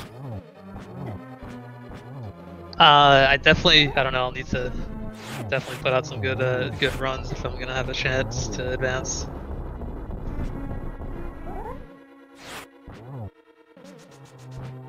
But it should be contested. I mean, I feel like, you know, anything can happen in this game, especially in a race setting. You know, so many things can go wrong. I mean, I'm interested to kind of rewatch this stream with everyone's races and see what happened and what mistakes everyone made, because there's just so much that can go wrong in this game.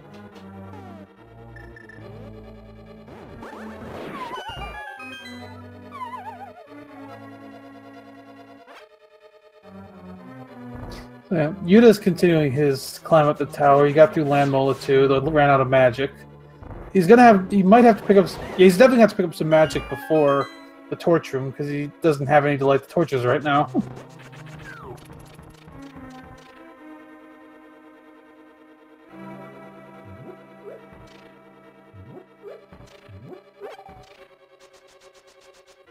There's actually enough magic just to use lamp strats through the entire torch room, so he should be okay if he switches to lamp.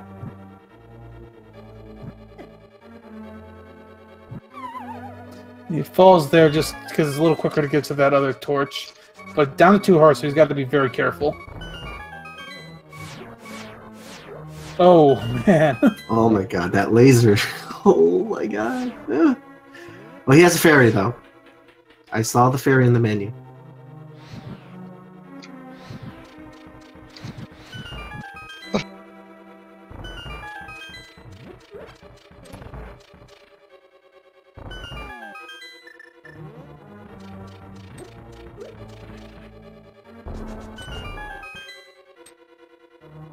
Nice. Through that room, he can powder these anti-fairies to get his life refilled.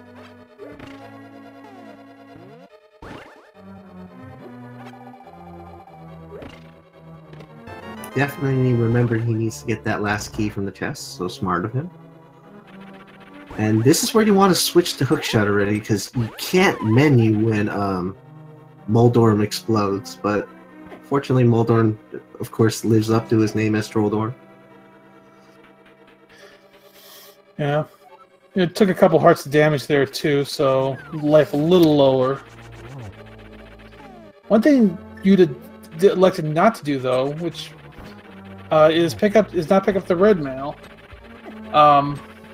It is a bit of an extra time, so if he's thinking about PB, he might have just decided to go without it. I'm not sure if he usually grabs it or not. That is an option though you do have in GT, is to take that, walk up the stairs and open the big chest.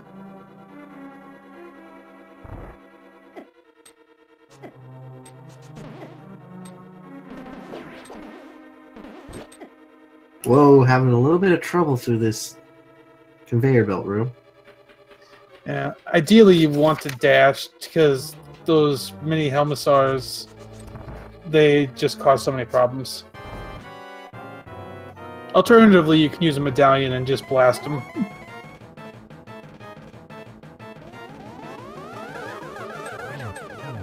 Ooh, nice triple. Very nice.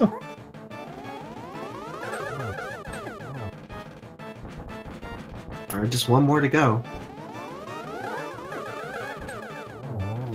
Very nice Aga fight there.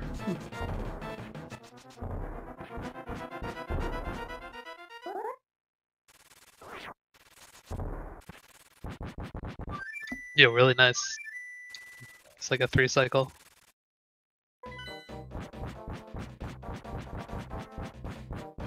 And as he comes out of GT, he's still about 3 minutes ahead of his PB. This is possible for him to PB still. It's definitely possible to get a 2 to 3 minute Ganon kill. He's going to try to get the fairy, I believe, from the tree. You can bonk this tree on the left here.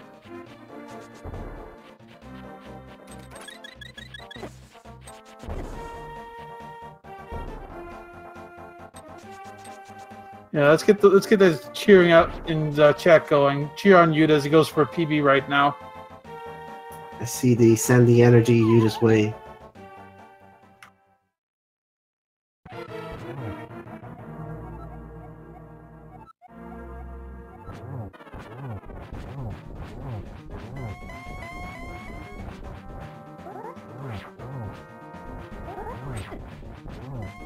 Ooh, he's got to be careful. Those tridents do 4 hearts of damage.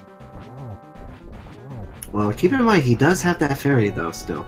The reason why he did it is so he can tank a little bit here.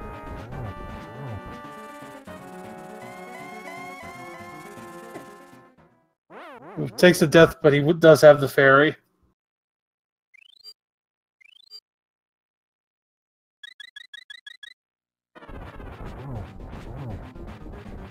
Oh man. Oh, he's got to be very careful. Oh, he's good. Oh, he's good. Whew. Oh. Oh.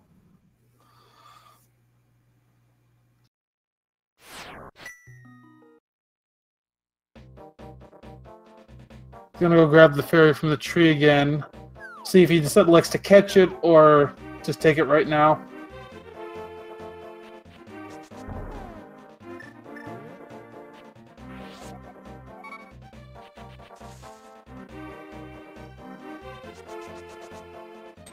Yeah, the good part is he didn't get to the final phase yet, so he hasn't used any magic, so just have to figure out how to refill that magic.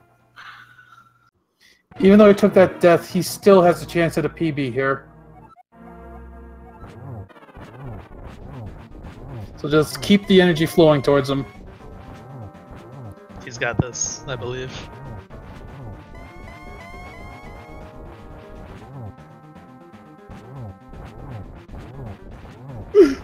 And Rezi is also showing his support. With Cat Cam.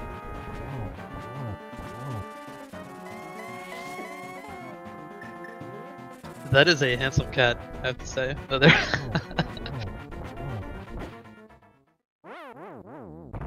Takes the death, but he's got the fairy.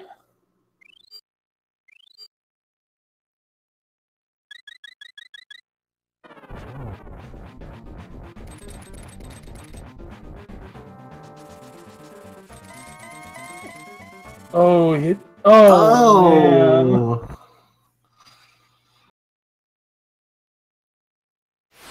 Just about to get to that third phase where it's not as dangerous.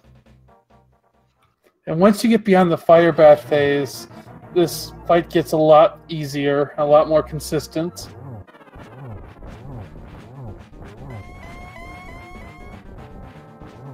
Not giving up though, went right back in.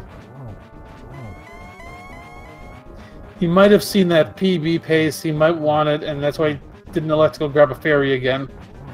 Yeah, I think so.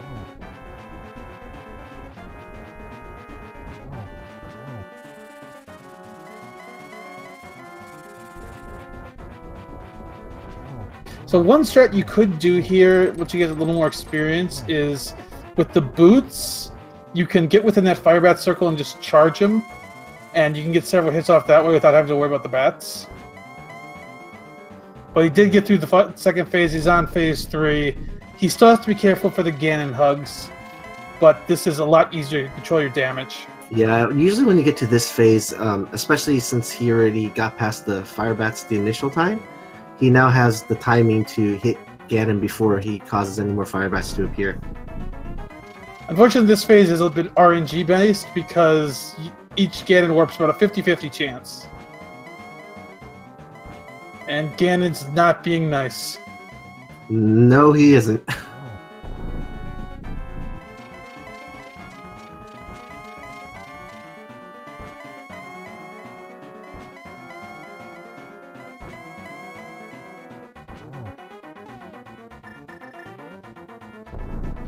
Okay, he's on the final phase. Torch glitch intact.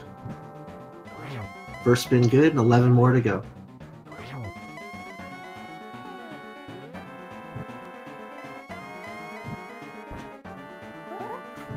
Just as a reminder, his PB is 157.29.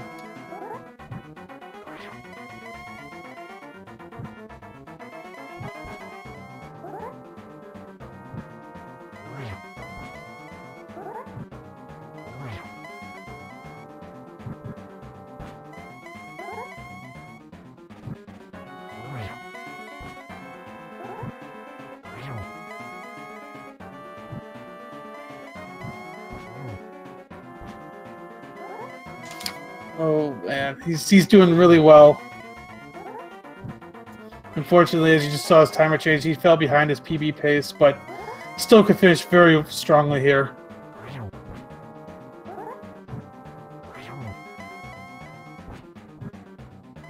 Ooh, almost got hit by that bat. There we go. Woo. And Yuta has finished. We'll get his official time here, and as soon as he crosses that bridge.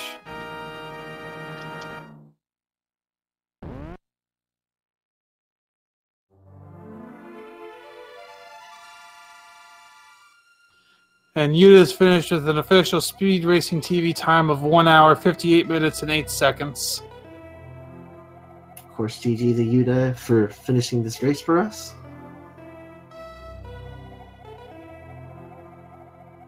Yeah, unfortunately, not quite fast enough for a PB. Just let's blame those Ganon warps. That's what did it.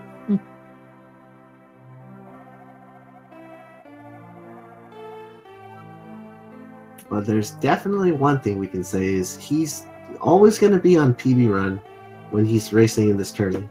You can see that there's many things that went wrong with this run, but he was always in contention. So I'm going to put him on the PB list to keep a watch for.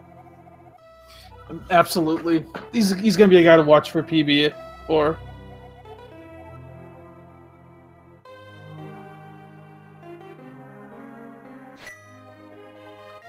We're trying to see if he wants to come in for an interview. He has been hanging out in chat, so you could also ask him questions in chat if you'd like. Oh, he said yes, he shall.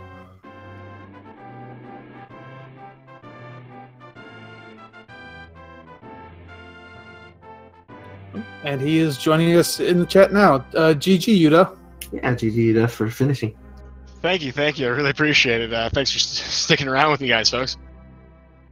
Yo, good game, man. We can call it that. It felt like a bit of a struggle bus. I missed PB by about 40 seconds, unfortunately.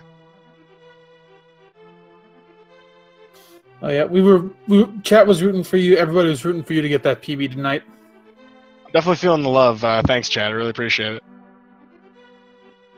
You'll definitely get it next time. We can guarantee this. It will happen. I haven't been running the game as much as I should be. I've only been commentating a little bit this week, but this is actually the first run I've completed in a little while, so I'm definitely feeling good about where my PB is going to be.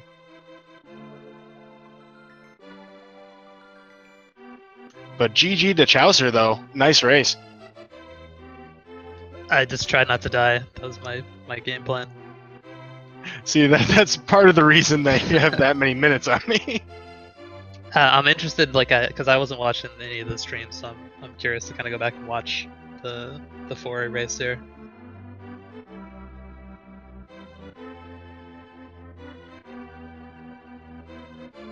So overall, Yuta, how do you feel about the run? Any high points for you? Any low points? Well, I think there was about 6 times in the run that I actually forgot where I was supposed to be going. It helps to do the run pretty often, or else you can forget to pick up rupees. You can forget to go get your tempered sword. Yeah, that's the part of the run I was most scared about. I was like, are you going to really fight Mothula with the Master Sword alone there? I've done that before, but no, I don't recommend that to anybody. You were well on your way into Stickle Woods with the Master Sword? At that point, I was just like, well, I might as well pick up the fire rod. I'm here. But the part that scared us was more about the rupee part later when you I think you got to catfish then, and then you'd still have shortage of rupees for the flippers. Yeah, I was about 150 shy. Somebody in chat pointed out, though, that you can actually go to the bandit south of Link's house to catch some of them. I would still need more, but I mean, that would... Well, I think there's like 100 in there, right? You know, the hype cave, that bandit, that's what he's talking about. That should give you enough, though. Yeah, I'll have to remember that next time in case I forget again. That's usually part of the 100% route. If you go to the light world, there's like, I think you can gamble with one of the thieves. I think I remember seeing someone do that on the previous tournament.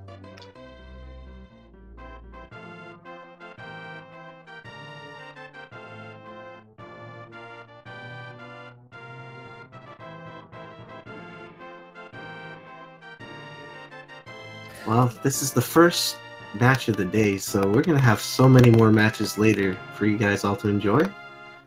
But I don't want to keep you guys up so late. I know it's really, really late for some of you, so I hope you guys have some good rest. Udai, do you have anything you want to say to your fans? Fans, that's saying a lot. Thanks everybody for watching, and thanks Chaucer for the race, Elminster and rezephos GG as well. Thanks everybody, and you'll see us again very shortly. Yeah, thanks for the commentary, guys. All right, Brewer, send us off. Yeah, as everyone said, thanks to our runners for running today. Make sure to give them all a follow. Thanks to Speed Gaming and Fiesel for restreaming this. Also, thanks to Hiei for joining me today for commentary. Just to give you a look ahead into what's coming up tomorrow/today. On the Speed Gaming Network, we've got plenty of tournaments going on. We've got Rockman in the early morning. Got some Super Mario Sunshine, Dark Souls, Cuphead, Final Fantasy 1. Plenty to watch. And for the NMG tournament, looks like tomorrow we have... Looks like about 12 matches on the schedule. Not all of them have been assigned yet, so keep an eye out for what we've got coming up tomorrow. And then just a heads up for Sunday, we are going to be taking the day off basically from the Speed Gaming networks. There will be some races that day, but I don't believe anything will be restreamed. So take the day and spend, just have a nice Easter. But with that, we will call it for the night. Thanks to everyone for watching, and we hope to see you again for some more Link to the Past NMG.